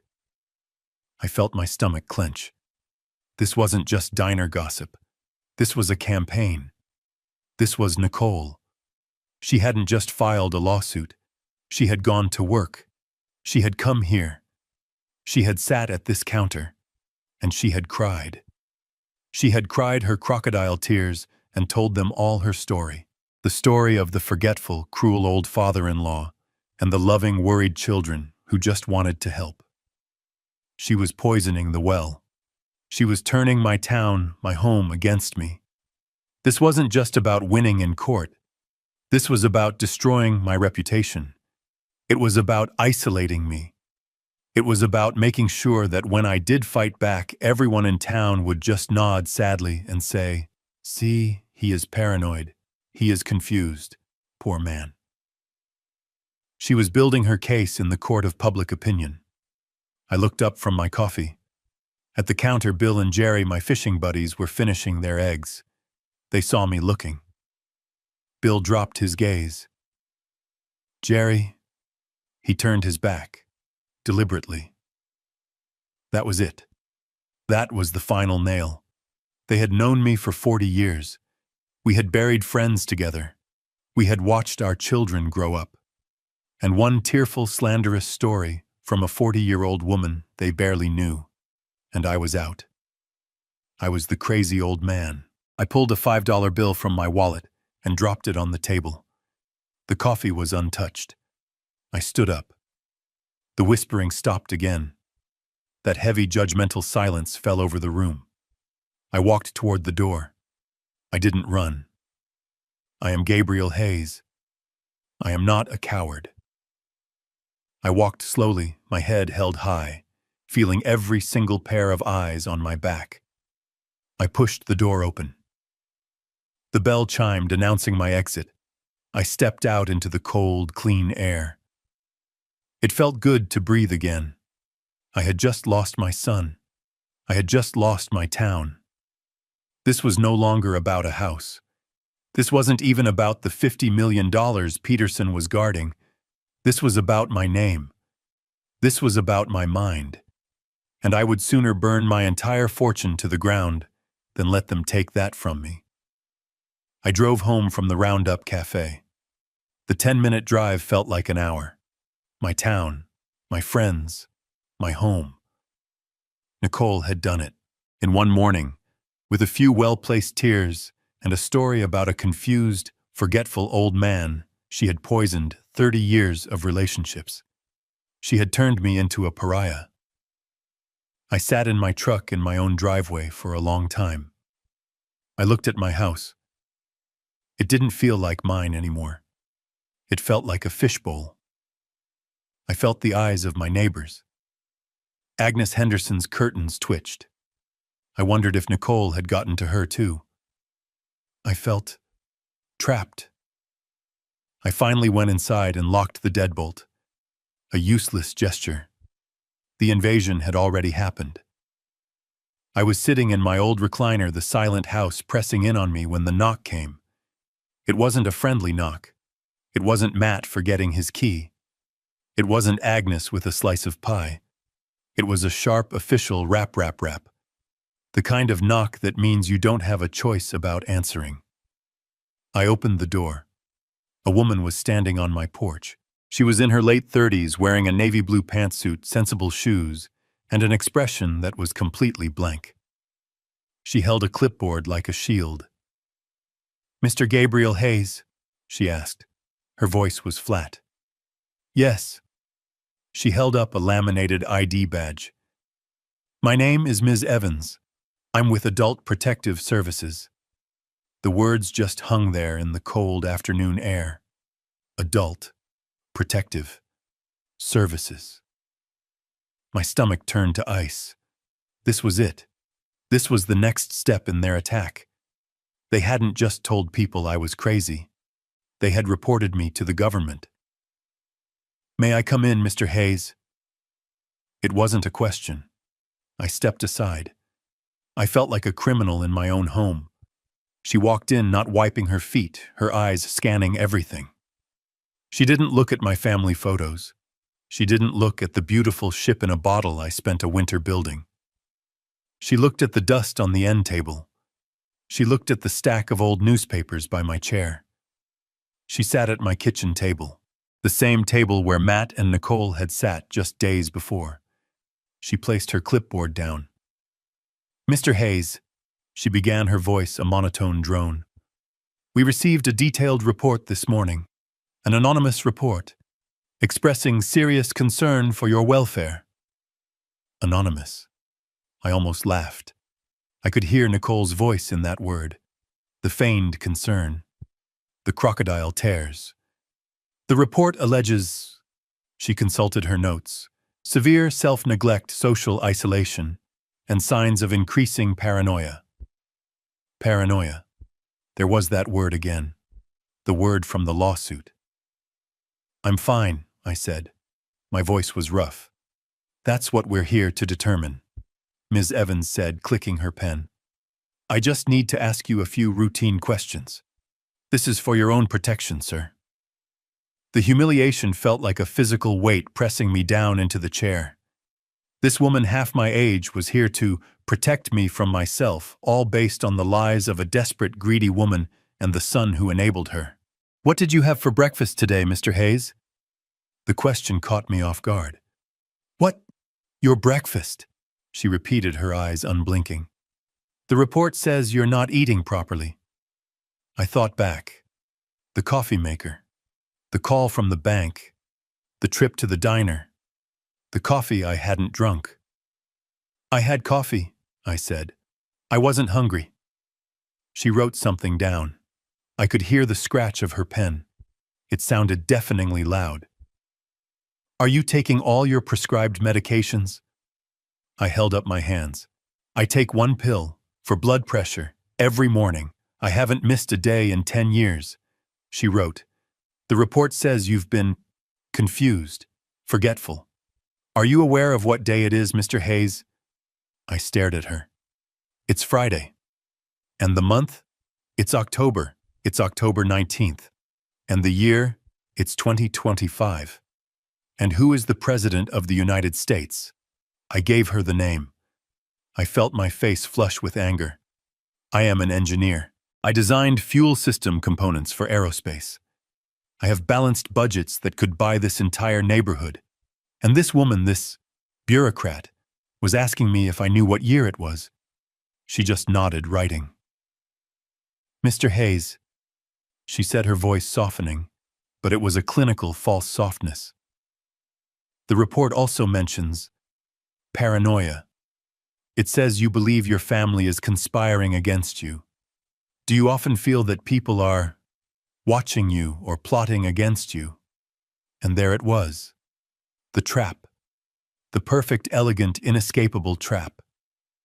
How do I answer that? If I say no, I'm lying. If I say yes, my son and his wife are conspiring against me, they are trying to steal my house, they did steal my identity. What does that sound like to her? It sounds like paranoia. It confirms their entire case. Every word of truth I could say would be twisted and used as a weapon against me as proof of my insanity. I looked at Mrs. Evans. She was just doing her job. A job fueled by the lies of my son. I took a slow breath. Ms. Evans, I said, my voice quiet. I believe I am a private person, and I believe my privacy is being violated. But I am not paranoid. She just wrote something down. I understand. Now, Mr. Hayes, I do need to take a quick look around your home, just to verify the living conditions. Standard procedure. She stood up. She didn't wait for permission. I had to follow her. I felt like a visitor, a suspect. I watched this stranger walk through my life, judging every corner of it. She walked into the kitchen. She opened my refrigerator. There isn't much food in here, Mr. Hayes. Her voice echoed slightly. I live alone, I said, my voice tight. I shop every 3 days. I don't like food to go bad. I bought groceries 2 days ago. There's eggs, milk, some vegetables. She didn't reply. She just closed the door. She went to my bathroom. My bathroom. She looked in the medicine cabinet. She saw my blood pressure pills, my shaving cream, my deodorant. She was checking to see if I was capable. Then she went to my bedroom. My bed was unmade. I hadn't made it. I had been reeling from the lawsuit. I hadn't seen the point. She made a note. Unkempt sleeping area. And that was when something inside me finally snapped. I didn't yell. I didn't move. But the memory hit me so hard I almost staggered. This room, this exact room, this was the room where Alice spent her last 5 years. This was the room where I had set up the hospice bed. This was the room where I kept the whiteboard with her medication schedule written out every 2 hours, day and night. This was the room I kept immaculate. I learned to change IV bags. I managed her painkillers. I sat in that very chair in the corner, holding her hand for 1,825 nights. I had been a caregiver. I had kept another human being alive, comfortable and dignified through the worst battle of her life. And this woman, this stranger, sent here by the son I raised while I was caring for his mother, was standing in my bedroom marking me down as unclean because my bed wasn't made. The rage was so pure, so white-hot, I thought it would burn me from the inside out. I said nothing. Ms. Evans finally clicked her pen shut. She turned to me in the hallway. Mr. Hayes, she said back to her neutral bureaucratic tone, the report from your family is detailed, and while you present as coherent, there is a significant discrepancy between their claims and your presentation. There's a discrepancy because they are lying, I said, my voice shaking with contained fury. That's one possibility, she said, not blinking. The other possibility is that you are suffering from anosognosia, a condition where you are unaware of your own deficit. Anosognosia, a clinical-sounding word for crazy. Your family has filed a formal petition with the court for conservatorship, she said. The report I file today will be added to that case. Given the conflicting information, I am legally obligated to recommend a full, independent cognitive and psychiatric evaluation. She expected me to fight her. She expected me to yell, to refuse, to prove I was the paranoid, agitated old man they said I was. I did the opposite. I took a deep breath. I smoothed the front of my flannel shirt. Good, I said. Ms. Evans blinked. Good? Yes, good. I looked her right in the eye. Set it up. I want the full evaluation. I want the best psychiatrist you have. I want the most thorough, invasive, difficult test in your arsenal. Her professional mask slipped. She looked confused. I have nothing to hide, Ms. Evans, I said, opening the front door for her. My family wanted a fight. They've been attacking me from the shadows. I smiled. It wasn't a nice smile. I can't wait to fight them in the light. Ms. Evans left. I stood in my hallway, the silence of the house rushing back in. But it was different now. It was the silence of a home that had been violated, inspected, and judged. I walked into my bedroom and looked at the unmade bed, the indentation on the pillow where my head had been. Unkempt sleeping area. I felt a cold, clean rage, an engineer's rage. It wasn't hot. It was precise. The evaluation was scheduled for the following Monday. It was 3 hours of methodical insults. A psychologist, a man younger than my son, asked me questions in a soft, condescending voice. Can you draw me a clock, Mr. Hayes? Set the hands to 11:10. I drew the clock. I'm going to give you 5 words. I want you to remember them. Person, woman, man, camera, TV. I'll ask you for them again in 15 minutes. I nodded. I listened to his questions. I answered. I repeated his 5 stupid words. I subtracted 7 from 100 over and over all the way down. At the end, he sighed, putting his own clipboard down. Well, Mr. Hayes, he said, sounding almost disappointed, your cognitive function is perfectly normal. In fact, your recall and logic scores are in the 99th percentile for your age group. You're sharper than most 50-year-olds I see. The Adult Protective Services case was officially closed 2 days later. No findings of impairment. Case closed. I thought for one foolish, naive second that this would be the end. I thought Matt and Nicole, faced with an official report stating I was perfectly sane, would be ashamed. I thought they would retreat. I was wrong. They weren't ashamed. They were emboldened. The call came from Peterson a week later. Gabe, he said, and his voice was different. It wasn't sad. It was hard. They're not backing down. What are you talking about, John? I said. The APS case is closed. I passed their tests. It's over. No, it's not, Peterson said. That's the truly evil part. They filed a new motion with the court this morning, and they attached the APS report as evidence. But the report cleared me. Gabe, Peterson said, and I could hear him turn a page. They didn't attach the final report. They didn't attach the psychologist's evaluation. They attached the initial complaint. The one Ms. Evans filed. The one that alleges you are paranoid. The one that recommends an evaluation. They're presenting the accusation as if it's the finding. I sat down. My legs went weak. They are using their own slander, I whispered, as corroborating evidence for their lawsuit. It's a classic dirty move, Peterson said. They're painting a picture for the judge. Look, Your Honor, we're not the only ones worried. Even APS had to get involved. He's a ticking time bomb. He's paranoid. He's a danger to himself. They're building a cage of lies, and every time you get angry, every time you rightfully accuse them, you just give them more proof that you're unstable. I looked out my window. I saw Agnes Henderson bringing in her mail. She didn't look my way. The poison was still working. So what do we do, John? I felt tired. For the first time, I felt like a 70-year-old man. Then I heard Peterson's voice change. That cold, hard edge was back. "We're ready, Gabe," he said. "Ready for what?" I got the last of the reports back. The ones we ran. The ones that show Matt was fired for embezzlement. The ones that show Nicole is $83,000 in the hole. The ones that show they are both, legally speaking, bankrupt. I stood up. I felt the strength return to my legs. "They've made their case, Gabe," Peterson said, and I could almost hear him smile. It was not a nice smile.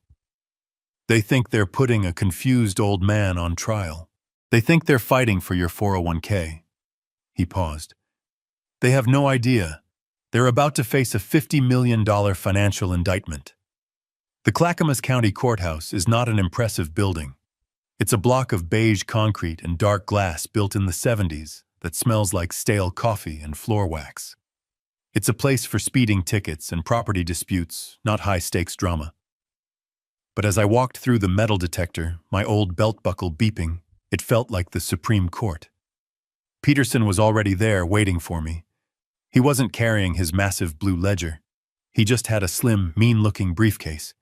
He nodded at me, his face like stone. "Gabe, you ready for this?" "I'm ready, John."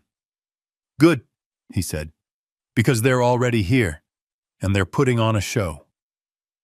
We pushed through the double wooden doors into courtroom 3B. It was exactly as I pictured. Fluorescent lights humming overhead, worn wooden benches, the state flag of Oregon hanging limply next to the judge's empty chair. And then I saw them. They were sitting at the plaintiff's table side by side, my son Matt and his wife Nicole, and they were in mourning. I stopped. I actually stopped in the aisle. Nicole was dressed head to toe in a severe, expensive-looking black suit. Not navy, not charcoal. Black. Funeral black. Her hair was pulled back in a tight, joyless bun. She had a single strand of pearls on. Alice had a strand just like that. The sight of it made my stomach clench. She wasn't looking at me. She was staring straight ahead, her expression one of profound, tragic sadness. In her hand, she held a small, white, lace-edged handkerchief. Every few seconds, she would lift it not to her eyes, but to the corners of her eyes. A delicate, practiced dab, dab, dab. There were no tears. It was just the gesture. A performance for the judge, for the court, for anyone who was watching. And Matt, my son. He was in a dark suit, too. His face was pale. He looked somber.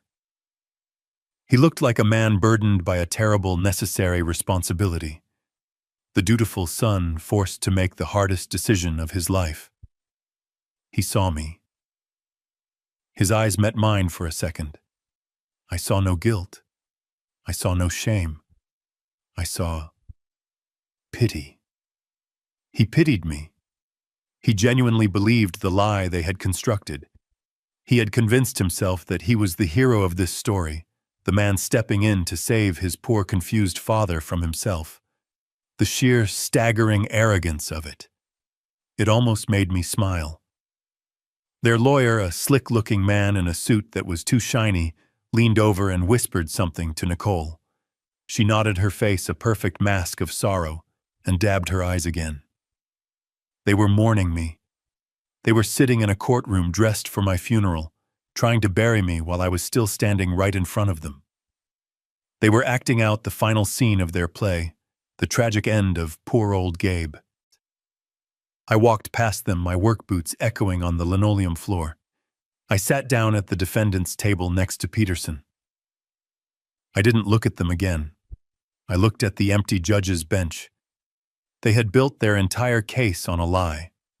That I was weak. That I was confused. That I was forgetful. They had no idea that I remembered everything. The bailiff stepped forward. All rise. The performance was about to begin. Their lawyer, the one with the suit that was too shiny, stood up. The plaintiffs call Nicole Hayes to the stand. The entire courtroom watched her. She moved as if she were walking on glass. Her steps were slow, her head bowed. She held that ridiculous lace handkerchief in one hand. She looked like the perfect image of a grieving daughter forced to do something terrible but necessary. She was a professional. This was her Super Bowl. She took the oath, her voice a soft, trembling whisper. I do.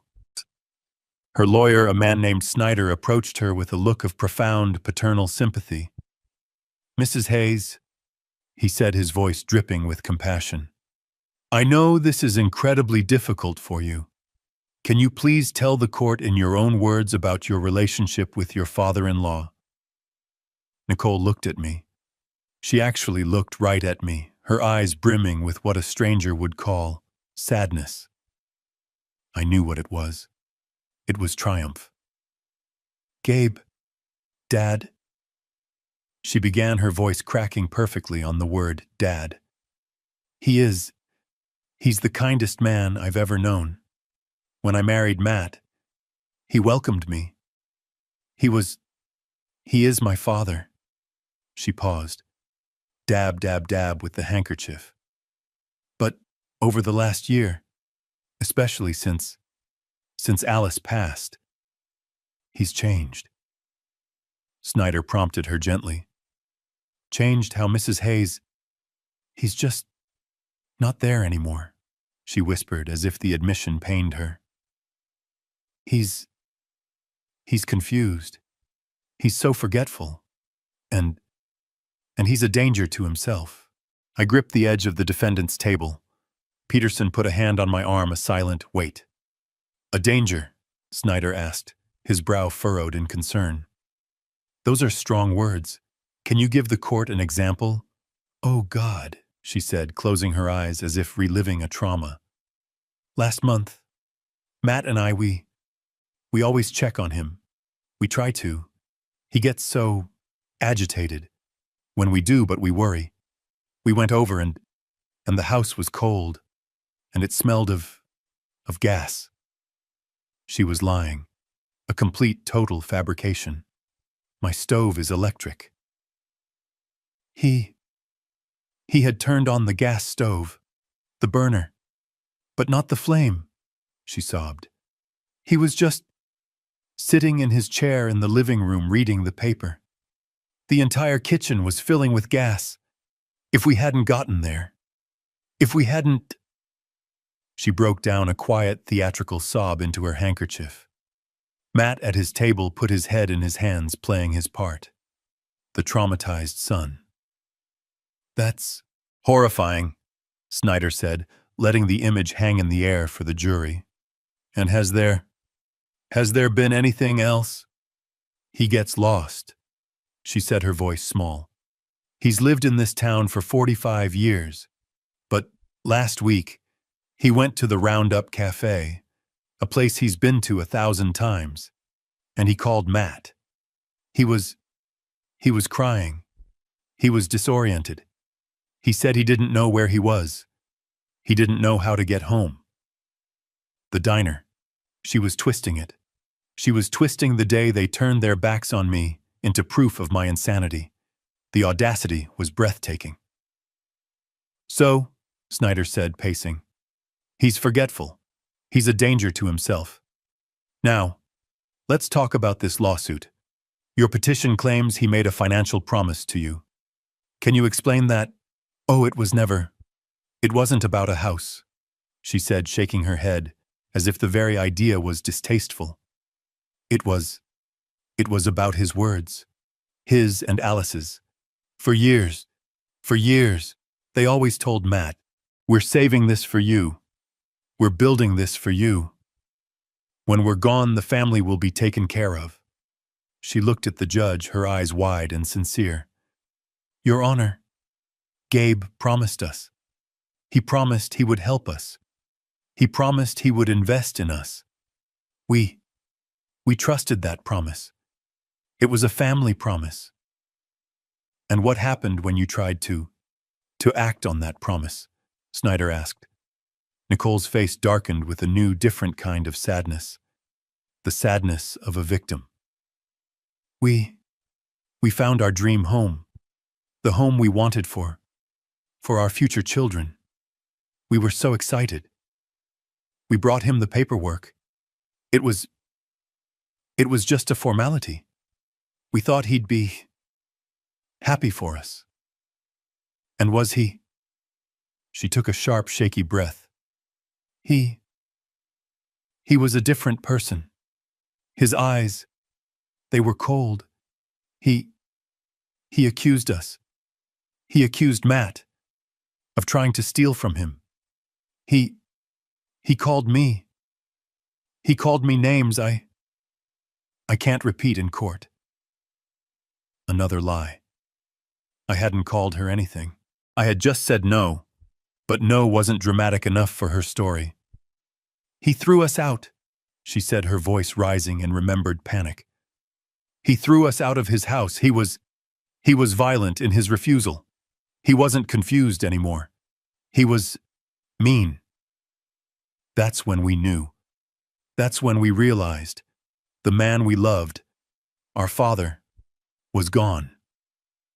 Replaced by this angry, paranoid stranger. She had done it. She had painted the perfect picture. I wasn't just a forgetful old man. I was now a volatile, angry, paranoid old man, a danger to myself and to others. Snyder let her words hang in the air. He walked back to his table, then turned as if struck by a final noble thought. So, to be absolutely clear, Mrs. Hayes, this petition, this lawsuit, it's not about money, is it? It's not about the $600,000. This was the moment, the climax of her performance. She turned her gaze from her lawyer to the judge. The judge, a woman in her 60s with intelligent, tired eyes, looked back at her unblinking. Nicole's fake tears finally truly welled up and spilled over. Her voice was a masterpiece of broken devotion. Money, Your Honor. How could this possibly be about money? She choked out. We're his family. We love him. We just want to protect him. We just want to get him the help he needs. We want to manage his affairs so he can't hurt himself, so he can live out his years in safety and dignity. And then she went for the kill, the final vicious twist of the knife. And, she said, her voice breaking completely, we want to fulfill his late wife's greatest wish. I felt my blood run cold. Alice, Nicole whispered as if speaking of a saint. Alice always said that her only job in this world was making sure her family was taken care of, that Matt was safe. We're just trying to do what she would have wanted. I closed my eyes. The desecration was complete. She had taken the memory of my wife, the memory of Alice's love and strength, and she had twisted it. She had forged it into a weapon to justify her own bottomless, pathological greed. She had painted Alice, my Alice, as her accomplice. I heard a sniffle from the public gallery. Someone was buying it. I looked at Matt. He was sitting at his table, his head bowed, his shoulders shaking slightly. He was nodding. He was actually nodding along to her story. He had heard the lie so many times he now believed it himself. Nicole dabbed her eyes one last time. We just want our father back, she whispered. She stepped down from the stand, a perfect portrait of tragic, dutiful love. The courtroom was silent. The judge made a note. Snyder looked at Peterson, his expression smug. Your witness, he said. But Peterson didn't stand up. Not yet. He just looked at me. I nodded. It was my turn. Snyder sat down looking like a cat that had just swallowed a canary. He was smug. He looked at Peterson. Your witness. I felt my hands grip the wood of the defendant's table. I expected Peterson to call me. I expected him to put me on the stand, to deny the lies, to deny the gas stove, to deny the violent outburst. Peterson stood up slowly. He was a big man, but he moved with a quiet, deliberate grace. He wasn't flashy like Snyder. He was granite. The defense calls Matthew Hayes to the stand. A wave of confusion rippled through the courtroom. I heard Nicole's sharp intake of breath. Matt, my son, looked up, his face a mask of complete shock. Snyder shot to his feet. "Objection, Your Honor. Mr. Hayes is my client. He is a plaintiff. The defense cannot call my client as their witness." Peterson didn't even look at him. He addressed the judge, a stern-looking woman in her 60s named Judge Evans. "Your Honor," Peterson said, his voice a calm rumble. "Mr. Hayes is not just a plaintiff seeking monetary damages. He is the proposed conservator. This hearing is to determine his father's mental capacity, and if that capacity is found lacking, to determine if Mr. Hayes is a suitable person to manage his father's life and estate. His character, his motives, and his judgment are not just relevant. They are the central issue of this entire proceeding. I intend to examine those motives." Judge Evans looked at Snyder. "This is a conservatorship hearing, Mr. Snyder, not a simple civil suit. I'm allowing it. Objection overruled. Mr. Hayes, take the stand." I watched my son. I watched him walk that long, lonely path from the plaintiff's table to the witness box. He looked small in his dark, somber suit. He passed right by me. He wouldn't meet my eyes. He placed his hand on the Bible. I thought, he's about to lie on the same Bible his mother read every Sunday. He swore the oath, his voice barely a whisper. "I do." He sat down. He looked terrified. Peterson approached the box.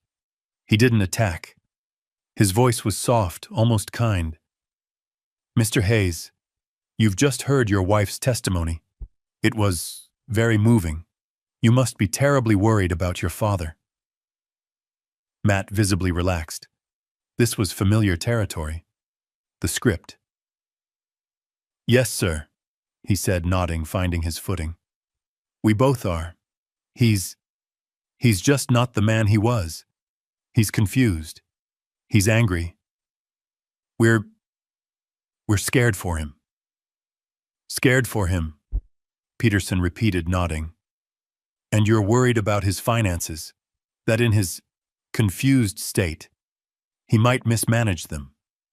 "Yes. He worked his whole life for what he has," Matt said, gaining confidence. "We just want to protect that. Protect his legacy. It's what my mother Alice would have wanted." I felt my blood turn to ice. He dared. He dared to speak her name. He dared to use her as a shield for this. I looked at Peterson. Peterson's face was stone. "So, Mr. Hayes," Peterson continued, his voice still soft, "all of your actions, this lawsuit, this petition to have your father stripped of his rights, all of this comes from a place of love, of concern." "Yes," Matt said, his voice firm now. 100%. We just want to help him." "Help him," Peterson murmured. He paced a step. Then he turned, and the kindness was gone. His voice was no longer a rumble.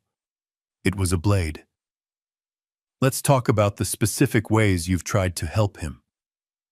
Peterson walked to his briefcase. He pulled out a single sheet of paper. "Mr. Hayes, I'm holding a document from Bank of America dated October 15th of this year. It's a rejection letter for a $20,000 home equity line of credit in your father's name. Can you tell the court who filed this application?" Snyder was on his feet. "Objection, relevance. What does this have to do?" "Your Honor," Peterson cut him off. "It has everything to do with it. It speaks directly to the plaintiff's pattern of behavior regarding his father's finances." Judge Evans held up a hand. "I'll allow it. It is highly relevant." "Answer the question, Mr. Hayes." Matt was white. He was staring at the paper in Peterson's hand as if it were a snake. I don't recall. I don't know anything about that." "You don't recall?" Peterson's voice was incredulous. "That's strange. Because the application was filed at 7:42 p.m. on Tuesday, October 15th. According to your own wife's testimony, that was the very same day your father supposedly had a violent paranoid episode and threw you out of his house. You must have been very concerned for his finances that night. Objection! Snyder yelled. Argumentative. Sustained, the judge said, but she was leaning forward now, her eyes fixed on Matt. Just ask the questions, Mr. Peterson. Let me refresh your memory, Mr. Hayes. Peterson continued, his voice like ice. This application was filed online. It used your father's correct social security number, his correct date of birth, and for the security question, his mother's maiden name, Kovacs. Is that a name you are familiar with, Mr. Hayes? I watched my son's face. I watched it crumble. He knew. He was caught. He looked at Nicole, a desperate, silent plea. Her face was frozen, her mask of grief replaced by one of pure panic. I might have, Matt stammered, his voice cracking. I was trying to check on his accounts, to see if he was okay. I was worried someone else might be stealing from him. You were checking on his accounts by applying for a $20,000 loan in his name without his permission? Peterson asked, his voice booming in the small courtroom. Is that what helping looks like, Mr. Hayes? Or is that what the Oregon State Penal Code calls identity theft? Objection! Snyder screamed, his face purple. My client is not on trial for... Sustained, the judge snapped. The jury will disregard that last comment. Mr. Peterson, you are on a very thin wire. My apologies, Your Honor, Peterson said, not looking sorry at all. He put the bank letter down. Let's move on. Let's talk about other ways you've helped your father. Matt was breathing hard now, his knuckles white on the railing of the witness box. Mr. Hayes, Peterson said, let's go back 1 week further, to October 10th. Your father was at a cardiology appointment in Portland for most of the day. Is that correct? I believe so. And while he was gone, you and your wife were at his house, weren't you? Matt's eyes darted to Nicole again. We stopped by to pick up his mail. He'd been forgetting. Forgetting the mail, Peterson said, nodding. Very thoughtful. The defense submits this affidavit. He handed a paper to the bailiff, who passed it to the judge. It's a sworn statement from Mrs. Agnes Henderson, your father's next-door neighbor of 45 years. In it, she testifies that she saw you and your wife Nicole inside your father's home for, and I quote, nearly a full hour. She also testifies that when your wife left, she was carrying a beige tote bag that was, quote, stuffed so full of papers I thought the handles would break. Peterson turned back to Matt. The kindness was gone. The civility was gone. This was an execution. Mr. Hayes, he thundered, were you helping your father when you broke into his file cabinet? Were you protecting him when you stole his 401k statements, his private pension documents, and his personal tax returns? We were worried, Matt shouted, his voice breaking. We were looking for his will. We were afraid. We were afraid in his confused state he might have lost it or changed it.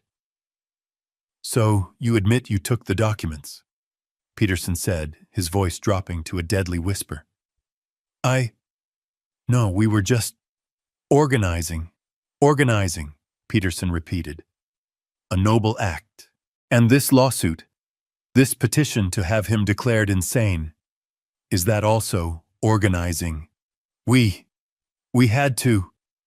Matt pleaded, his eyes now on the judge. He's sick. He doesn't know what he's doing. We're just trying to manage his affairs. Ah, Peterson said. His affairs. Let's talk about that. Mr. Hayes, you have a good job, don't you? Regional sales manager at John Deere. Matt seemed to grab onto this like a lifeline, a topic he understood. Yes, he said, straightening up slightly. Yes, I do. You sell tractors, farm equipment, a solid, respectable job. an honest living. Yes, Matt said. Is it still correct, Mr. Hayes? Matt just stared at him. Oh. What? Peterson walked back to his briefcase. He pulled out another document.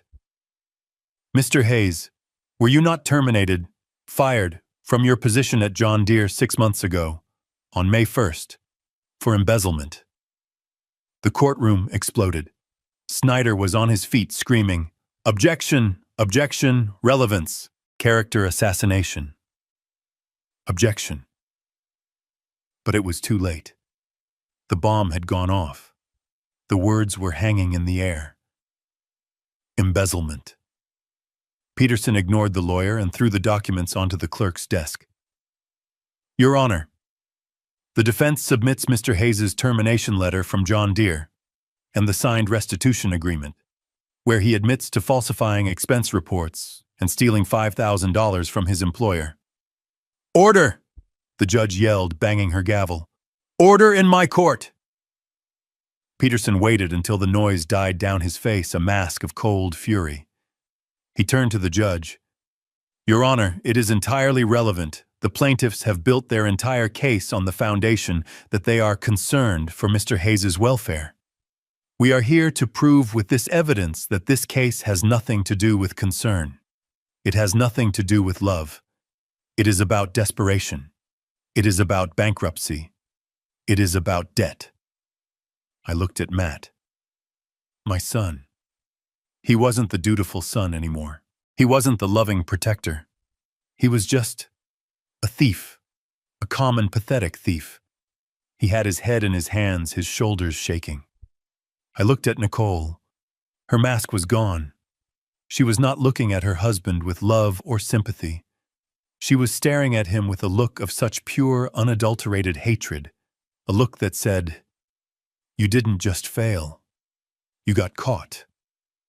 The judge slammed her gavel again. Order, Mr. Snyder. I am overruling your objection. This evidence speaks directly to the plaintiff's motive, and I suggest you take a long recess. She looked at Matt, then at Nicole, her eyes filled with disgust. Because right now, your case has a catastrophic credibility problem. The courtroom was chaos. Snyder was on his feet, his face a blotchy, furious red, screaming, "Objection!" Judge Evans was banging her gavel, her voice cracking as she yelled, "Order, order in my court. I will clear this room." I looked at my son. Matt was still in the witness box, but he wasn't a witness anymore. He was just wreckage. He was staring at his hands, his face pale and slick with sweat. He looked like a man who had just been in a car crash he didn't see coming. I looked at Nicole. Her mask of the tragic grieving daughter was gone. It had shattered, and what was left underneath was ugly. She was staring at Matt, not with sympathy, not with love. She was staring at him with a look of such pure, undiluted, venomous contempt. It was the look of a predator who had just watched her partner step in a trap, ruining the hunt for both of them. She was furious, trapped in a room with a failure, and she knew it.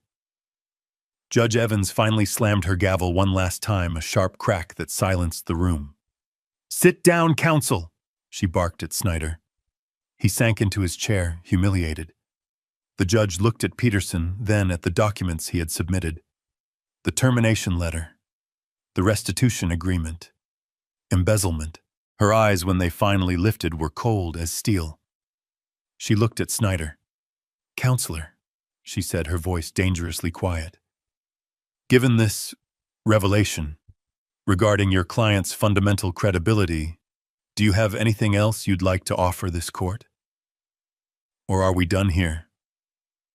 I could see the panic in Snyder's eyes. His entire case, the only case he had, was that I was a paranoid, incompetent old man who needed to be protected. And Peterson had just proven in less than 5 minutes that I wasn't paranoid at all. I was being hunted. Snyder stood up. He was sweating. I could see the dark patch on the back of his shiny suit jacket. He fumbled with his papers, his hands shaking. He had one move left. It wasn't a legal move. It was a tantrum. It was a desperation play. He abandoned the incompetence argument completely.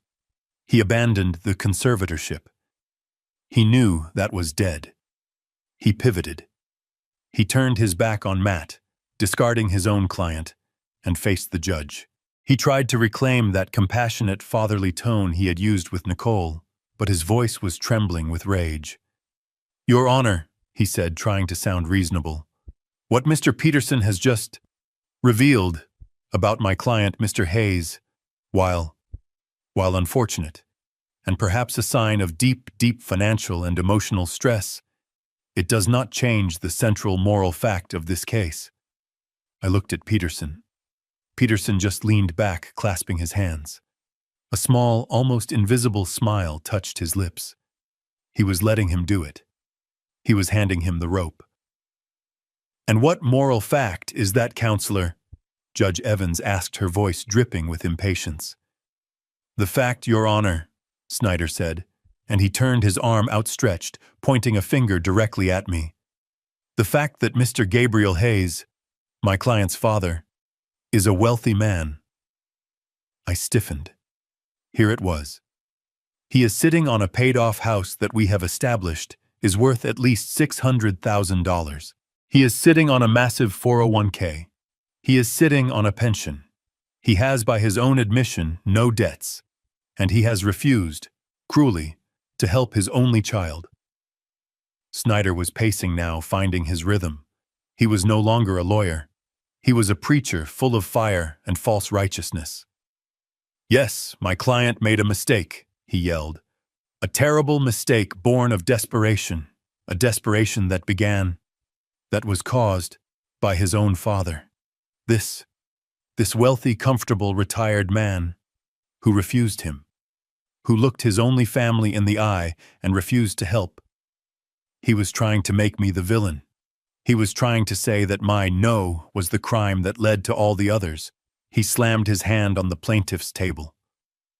Nicole, lost in her own panic, jumped.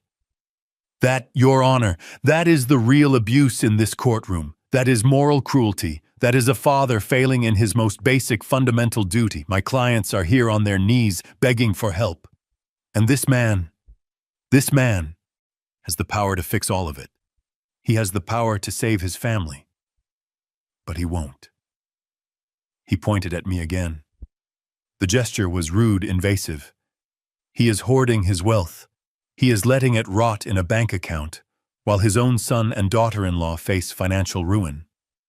He may be competent according to some test, but he is not a competent father. He is not a competent man. This isn't just about a promise. This is about decency. He has a moral obligation to his blood, and if he will not honor that obligation, then this court must compel him to—" He let the words hang in the air. Moral obligation. He was trying to shame me. He was trying to shame the judge into forcing me to give them the $600,000 as a punishment for being a bad father. I looked at Matt, my son, still sitting in the witness box. He was listening to this. He was nodding.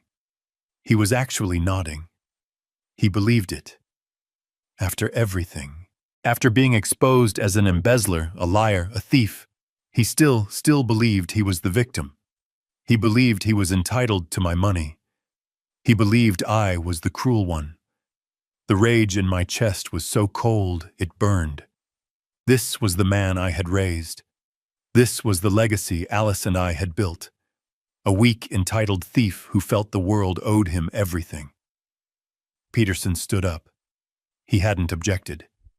He hadn't said a word. He had let Snyder dig his own grave shovel by shovel. "Your Honor," Peterson said, his voice calm, cutting through the heavy silence. "Mr. Snyder makes a passionate, if highly irrelevant, argument, but I thank him." Snyder looked confused. He had expected a fight. "I thank him," Peterson continued, "because he has brought us perfectly, and finally, to the central point of this case." Peterson looked at me. then at Matt, then at Nicole. Mr. Snyder is correct about one single thing. His entire case, his original case for $600,000 and his new desperate argument for moral obligation, is built on one fundamental assumption. He paused, letting the weight settle. The assumption is that my client, Gabriel Hayes, is, as Mr. Snyder so eloquently put it, a wealthy old man sitting on a pile of money. Snyder frowned. He is, we have the documents, the 401k, the pension, the house, he's hoarding it. Peterson smiled. It was the coldest, most terrifying smile I had ever seen. It was the smile of an engineer who had just checked the final calculation and knew the bridge was about to collapse exactly as he'd planned. Your Honor, Peterson said, turning to face me, I'd like to address that assumption, because there has been a significant misunderstanding of the facts. A gross miscalculation of my client's actual financial situation. Nicole, who had been staring at Matt with pure hatred, suddenly snapped her head toward Peterson. Her eyes, they lit up with a new, hungry, desperate light. More money is there. More I knew what was coming. I took a deep breath. Your Honor, Peterson said, turning to the judge, my client, Gabriel Hayes, is not in fact a wealthy man at all. Snyder scoffed. Your Honor, that's absurd. We have the documents. The 401k, the pension. The house, he's hoarding it. Peterson smiled. It was the coldest, most terrifying smile I had ever seen. It was the smile of an engineer who had just checked the final calculation and knew the bridge was about to collapse exactly as he'd planned. Your Honor, Peterson said, turning to face me, I'd like to address that assumption, because there has been a significant misunderstanding of the facts. A gross miscalculation of my client's actual financial situation. Nicole, who had been staring at Matt with pure hatred, suddenly snapped her head toward Peterson. Her eyes, they lit up with a new, hungry, desperate light. More money is there. More I knew what was coming. I took a deep breath. Your Honor, Peterson said, turning to the judge, my client, Gabriel Hayes, is not in fact a wealthy man at all. The room went completely silent. Snyder's smirk froze. Matt looked up, his face a mask of confusion. What kind of trick is this? Snyder stammered. We've seen his statements. You've seen what my client wanted you to see. Peterson said, his voice like silk.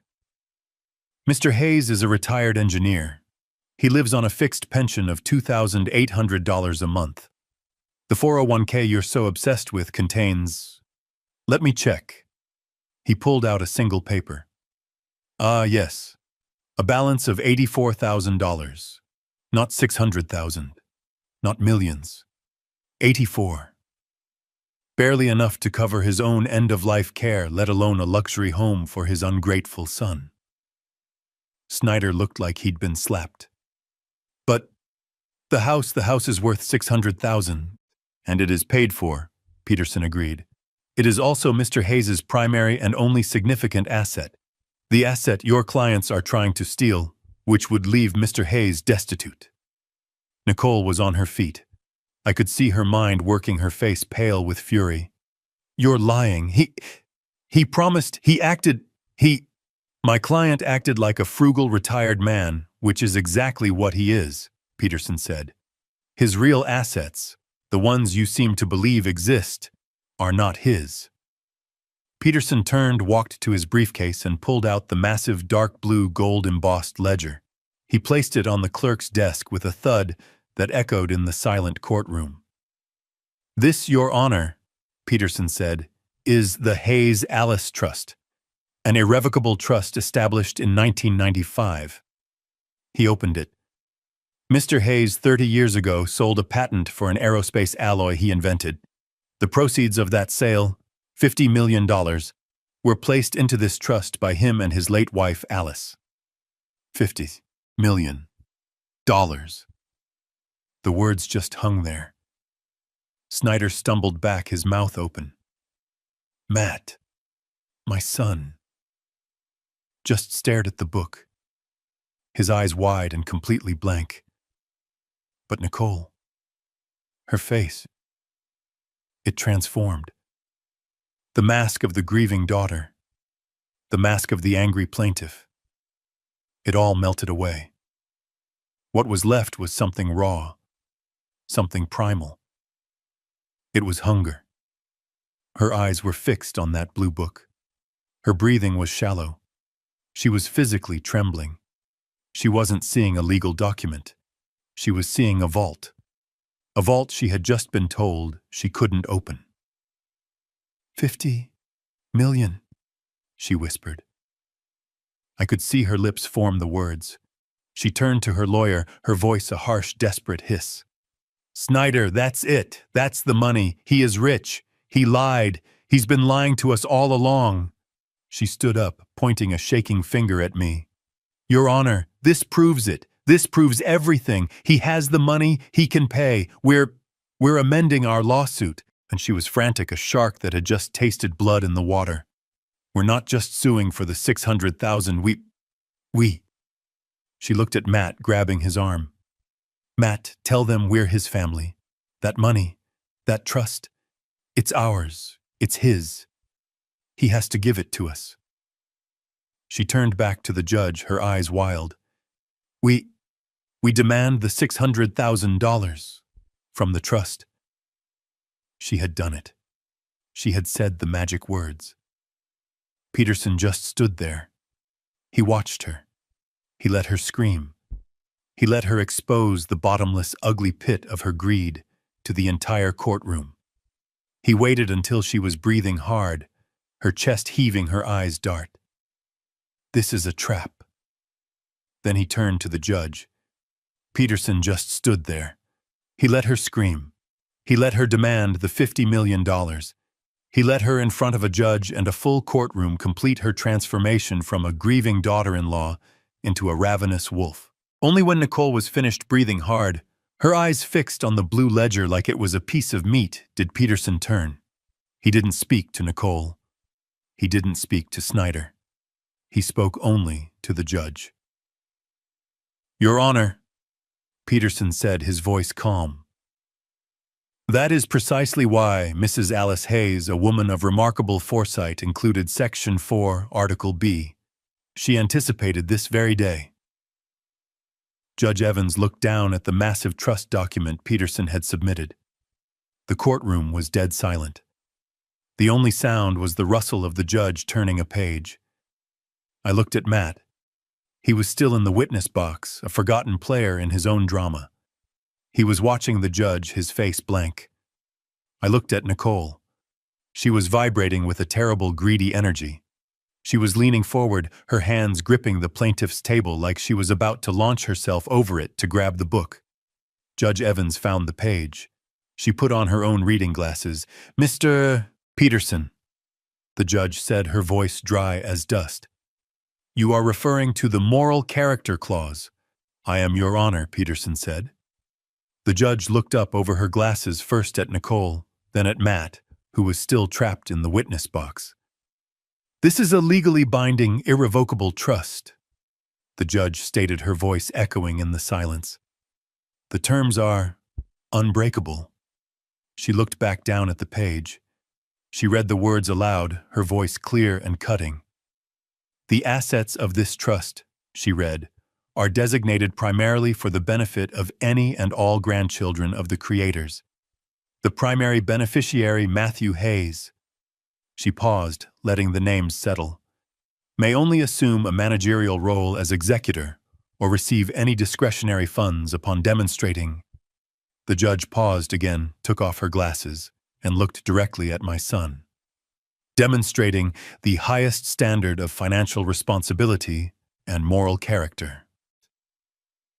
The silence in the room was absolute. It was the silence of a vacuum. Nicole's face froze. Her eyes darted from the judge to Matt. She didn't understand. What does that mean? She hissed at Snyder. Tell them he has character."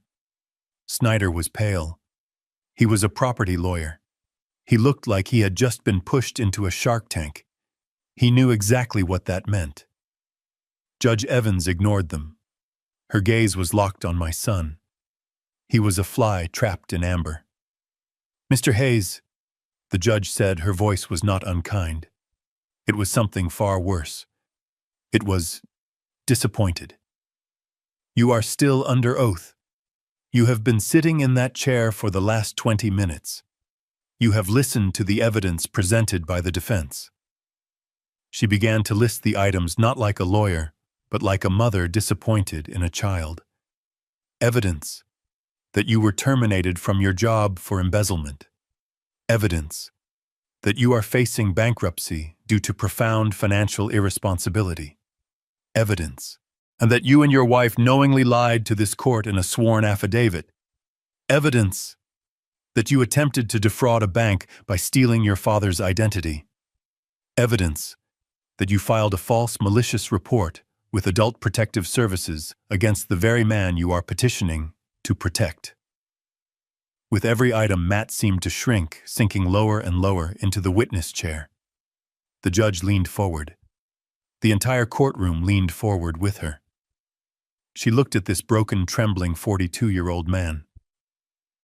"Mr. Hayes," she said, her voice dropping to a quiet, devastating finality. "My question for you is this." She held his gaze. "Do you believe, honestly, that the man I have just described, the man who has sat in my courtroom this morning and lied under oath, the man who attempted to steal from his own 70-year-old father, first by theft and then by trying to have him declared legally insane?" She paused. "Do you really believe that this man, that you, meet the highest standard of moral character?" The question landed. It was not a question.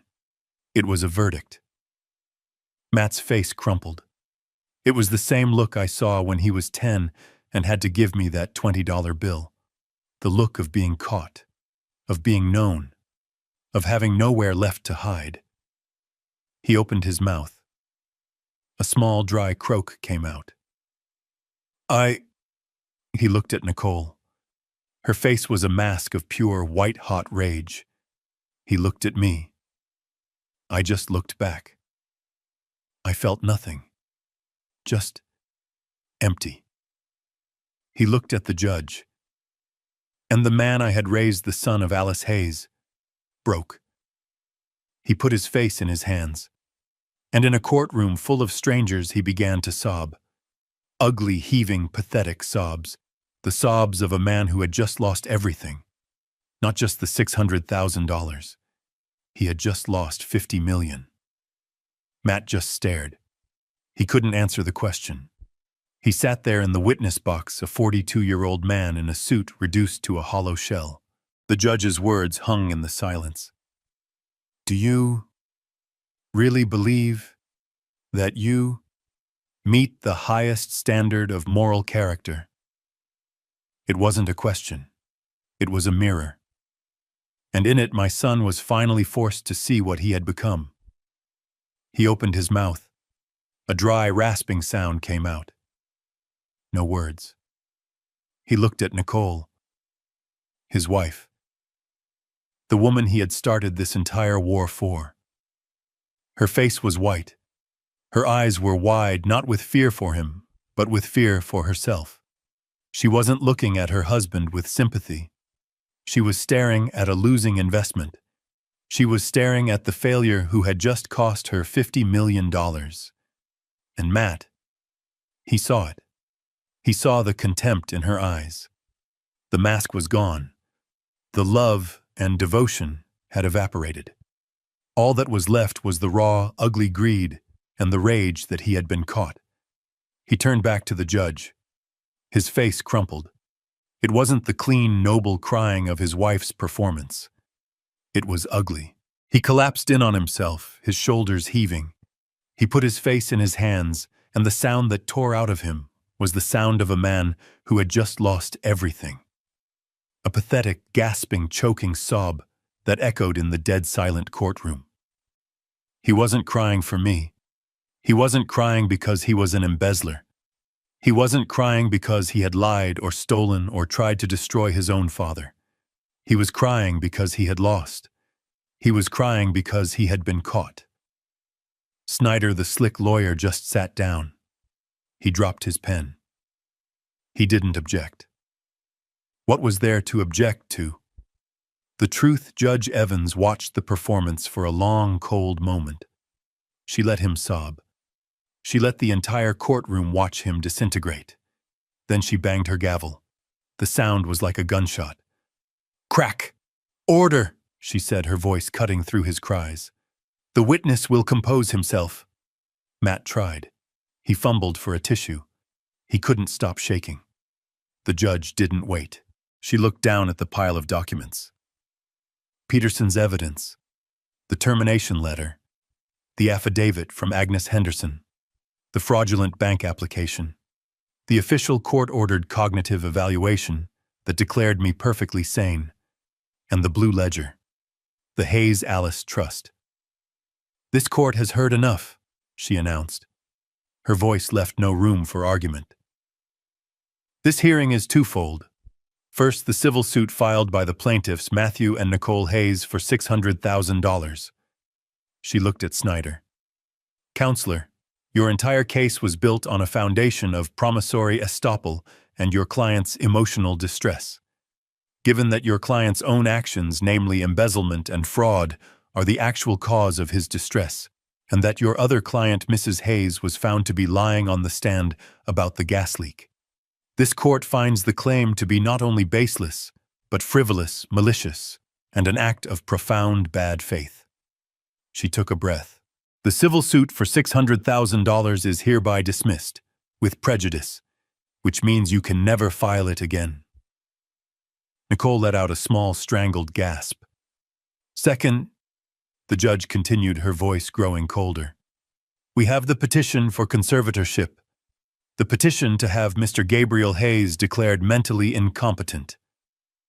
She looked at me. For the first time, her expression softened for just a fraction of a second. Then she looked back at Matt. This court finds that the defendant, Mr. Gabriel Hayes, is not only perfectly competent, in fact, according to Dr. Miller's report, he is in the 99th percentile for cognitive function, but he has also demonstrated a level of restraint and dignity that this court finds admirable. She then turned her gaze on Matt and Nicole. The plaintiffs, however, have demonstrated a profound, disturbing, and frankly predatory lack of moral character. The petition for conservatorship is denied effective immediately. Snyder was already stuffing papers into his briefcase. He was done, but the judge wasn't. And finally, she said, we have the matter of the Hayes Alice Trust. Nicole, who had been frozen, suddenly looked up. There was a flicker of insane, desperate hope in her eyes. Judge Evans looked down at the blue ledger. Mr. Peterson, she said, the moral character clause. It is ironclad. This court finds that Matthew Hayes has, by his own actions, admissions, and the overwhelming evidence presented here today, has irrevocably violated Section 4, Article B. She looked at Matt, who had stopped crying and was just staring, his face slick with tears. Therefore, the judge declared, Matthew Hayes is hereby permanently disqualified from ever serving as an executor, manager, or discretionary beneficiary of this trust. His interest, present and future, is terminated, effective immediately. It was over. A sound tore out of Nicole's throat. It was not a cry. It was a shriek, a raw animal sound of pure, thwarted rage.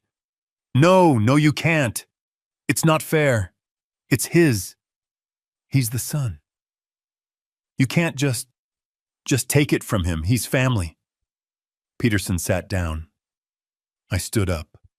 I stood up slowly. My old knees cracked. I looked at Judge Evans. Your Honor, may I address the plaintiffs?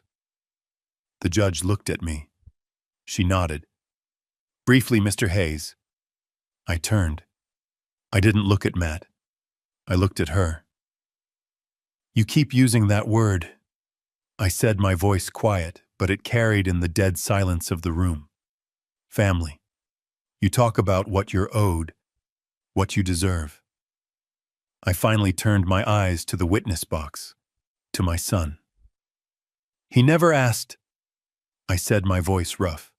He never once came to me as a son. He didn't come to me and say, Dad, I'm in trouble. I failed.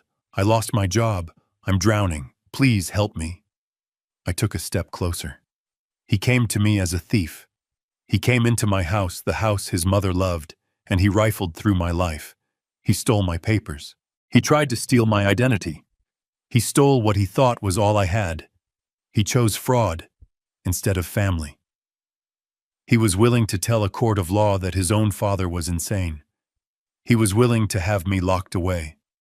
He was willing to make me homeless, just to get his hands on a few $1,000s from my 401k. I looked back at Nicole. Her face was a mask of disbelief. You're wrong, Nicole, I said. My $50 million was never the secret. I was never hiding money from you. I was trying to protect my son from himself. I was trying to give him a chance to be the man his mother Alice raised him to be. A man of character. I pointed at Matt, still weeping in the witness box. My money wasn't the secret, I said, my voice breaking with a cold, terrible clarity. His character's the secret. And now we all see it. I sat down. The silence was absolute. Judge Evans put her glasses back on. She looked at the plaintiff's table. This hearing is concluded, she said. She stood up. And furthermore, based on the testimony and evidence of embezzlement, perjury under oath, conspiracy to commit fraud, identity theft, and the filing of a false malicious report to Adult Protective Services, this court is referring this entire matter to the District Attorney's Office for a full criminal investigation. Crack. The gavel fell. It was done. I watched a bailiff walk over to Matt. He was no longer a witness. He was a defendant. Nicole was frozen, her mouth open, the shriek stillborn on her lips. She had lost. She had lost the house. She had lost the $50 million. She had lost everything. Peterson put his hand on my back. It's over, Gabe. I nodded. I stood up. I didn't look at them again. I didn't look at my son. I didn't look at the ruin I had built and the ruin he had become. I just walked out of the courtroom. I pushed open the heavy wooden doors and walked out into the bright, cold, ordinary sunlight. I sold the house in Oregon. I sold the old truck. I let the lawyers and the trust handle the rest. I used my pension, the money I had earned, the decoy money, and I bought a small 2-bedroom condo in San Diego. The place Alice and I always said we'd retire to but never did. The $50 million trust. It's still there. Peterson manages it. It goes to engineering scholarships now. It goes to the university where I developed the alloy. It builds things. It doesn't destroy them. Matt and Nicole, they're facing multiple felony charges. They declared bankruptcy. The last I heard, Nicole left him. She finally realized you can't get blood from a stone. I sit on my new balcony now. I can smell the salt from the ocean. I'm drinking coffee from a brand new machine. It works perfectly every time. I lost my son. But I kept my word to Alice. I protected our legacy, and I am finally at peace. Matt couldn't speak. He just broke. The man I had raised, the son of Alice Hayes, just sat there in the witness box, his face a grotesque mask of tears and sweat. He was a hollowed-out building, the foundation rotted, finally collapsing in on itself. He opened his mouth, but only a dry, rasping sound came out. He couldn't answer the question. He couldn't defend the indefensible. He looked at Nicole. Her face was no longer angry. It was white. Sheet white. A mask of pure, unadulterated terror. She finally understood. She had overplayed her hand. She had flown too close to the sun, and the reality of her failure was melting her wings. He looked at me. I just looked back. I felt nothing. Just a vast, cold emptiness. He turned back to the judge, and he did the only thing he could. He put his face in his hands, and he sobbed. Not the performance sobs of his wife. These were the ugly, choking, gut-wrenching sobs of a man who had just lost everything. Not just the $600,000. He had just lost $50 million. Snyder, the slick lawyer, just sat down. He dropped his pen. He didn't object. What was there to object to? The truth, Judge Evans watched the performance for a long, cold moment. She let him sob. She let the entire courtroom watch him disintegrate. Then she banged her gavel. The sound was like a gunshot. Crack! Order! She said, her voice cutting through his cries. The witness will compose himself. But he couldn't. He was gone. The judge didn't wait. She looked down at the pile of documents. Peterson's evidence, the termination letter, the affidavit from Agnes Henderson, the fraudulent bank application, the official court-ordered cognitive evaluation that declared me perfectly sane, and the Blue Ledger, the Hayes Alice Trust. This court has heard enough, she announced. Her voice left no room for argument. This hearing is twofold. First, the civil suit filed by the plaintiffs Matthew and Nicole Hayes for $600,000. She looked at Snyder. Counselor, your entire case was built on a foundation of promissory estoppel and your client's emotional distress. Given that your client's own actions, namely embezzlement and fraud, are the actual cause of his distress, and that your other client, Mrs. Hayes, was found to be lying on the stand, this court finds the claim to be not only baseless, but frivolous, malicious, and an act of profound bad faith. She took a breath. The civil suit for $600,000 is hereby dismissed, with prejudice, which means you can never file it again. Nicole let out a small strangled gasp like she'd been punched. Second, the judge continued, her voice growing colder. We have the petition for conservatorship. The petition to have Mr. Gabriel Hayes declared mentally incompetent. She looked at me. For the first time, her expression softened for just a fraction of a second. Then she looked back at Matt. This court finds that the defendant, Mr. Gabriel Hayes, is not only perfectly competent, in fact, according to Dr. Miller's report, he is in the 99th percentile for cognitive function, but he has also demonstrated a level of restraint and dignity that this court finds admirable. She then turned her gaze on Matt and Nicole. The plaintiffs, however, have demonstrated a profound, disturbing, and frankly predatory lack of moral character. The petition for conservatorship is denied effective immediately. Snyder was already stuffing papers into his briefcase. He was done, but the judge wasn't. And finally, she said, we have the matter of the Hayes Alice Trust. Nicole, who had been frozen, suddenly looked up. There was a flicker of insane, desperate hope in her eyes. Judge Evans looked down at the Blue Ledger. Mr. Peterson, she said, the moral character clause. It is ironclad. This court finds that Matthew Hayes has, by his own actions, admissions, and the overwhelming evidence presented here today, has irrevocably violated Section 4, Article B. She looked at Matt, who had stopped crying and was just staring, his face slick with tears.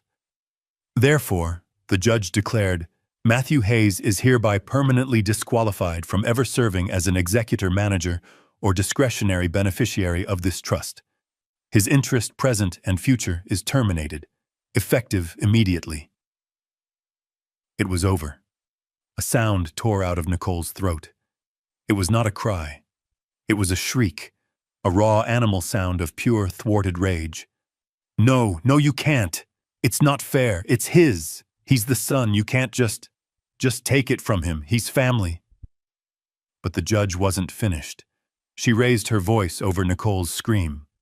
And furthermore, based on the testimony and evidence of embezzlement, perjury under oath, conspiracy to commit fraud, identity theft, and the filing of a false malicious report to Adult Protective Services. This court is referring this entire matter to the District Attorney's Office for a full criminal investigation. Crack. The gavel fell. It was done. Nicole stopped shrieking. She was just staring, frozen. She had lost. She had lost the house. She had lost the $50 million. And she had just, in all likelihood, lost her freedom. I watched a bailiff walk over to Matt. He was no longer a witness. He was a defendant. Peterson put his hand on my back. "It's over, Gabe." I nodded. I stood up. I didn't look at them again. I didn't look at my son. I didn't look at the ruin I had built and the ruin he had become. I just walked out of the courtroom.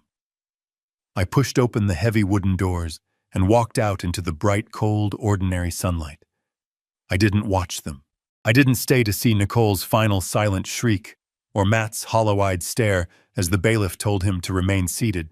I just stood up. My old knees cracked. I felt every one of my 70 years. Peterson put his hand on my back. "It's over, Gabe." I nodded. I didn't look back at them. I didn't look at my son. I didn't look at the ruin I had built and the ruin he had become. I just walked out of the courtroom. I pushed open the heavy wooden doors and walked out into the bright, cold, ordinary sunlight alone. They had lost. They had sued me for $600,000 and left with nothing but the clothes on their backs. They had smelled $50 million, and in their desperate, sloppy greed, they had slammed the vault door shut on their own hands, locking it forever. They would walk out of that courtroom not just bankrupt, but facing a grand jury, criminal charges for fraud, identity theft, and perjury.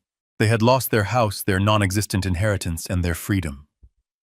I sold the house in Oregon, the one with the cracked linoleum and the peeling paint. I sold the old F-150. I let Peterson and the trust handle the rest. I let the district attorney handle them. I took my pension, the money I had earned, the decoy money they thought was my whole world, and I bought a small 2-bedroom condo in San Diego. It's not big. It's not fancy. But the sliding glass door opens onto a small balcony. Alice and I always said we'd retire here. We always said someday. We were always saving, always waiting. I'm sitting on that balcony now. I can smell the salt from the ocean. The air is warm. I'm drinking coffee. It's from a brand new machine. I bought it last week. It has a digital display and a built-in grinder. It works perfectly every single time. The $50 million trust, it's still there. Peterson manages it. As per Alice's final clear-eyed wishes since Matt failed the test, the money goes to where it can do some good. It's funding engineering scholarships at my old university. It's building libraries for kids who want to learn. It's building things that last, not things that get torn down by greed. I lost my son. I know that. I lost him a long time ago, maybe even before Alice died. I just didn't want to see it. But I kept my word to her. I protected our legacy. I protected what we built. And I am finally at peace. I spent 30 years hiding my wealth because I was afraid it would ruin my son's character. The irony is that my lack of wealth, or what he thought was a lack, is what truly exposed his. This nightmare taught me a hard lesson. You can't protect people from themselves. Money doesn't create character.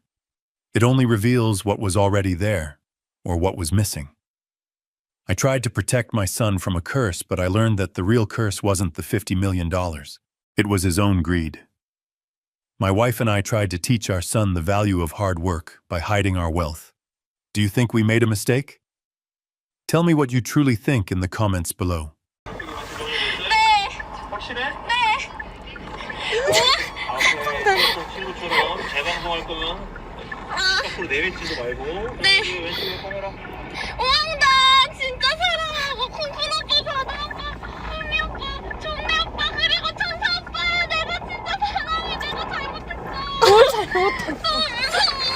곰돌이 대웅님 별풍선 5개 감사합니다. 단양이 왈개비 번지 점프하는 모습 보고 표정이 왜 이리. 나옵니다. 곧 나와요. 이제 곧 뛴다. 아니 오빠 이거 왜 이렇게 좀... 여기는 고해성사 하는 데가 아니에요, 그렇죠? 네 맞습니다. 아 평생 더 잘할게 오빠들.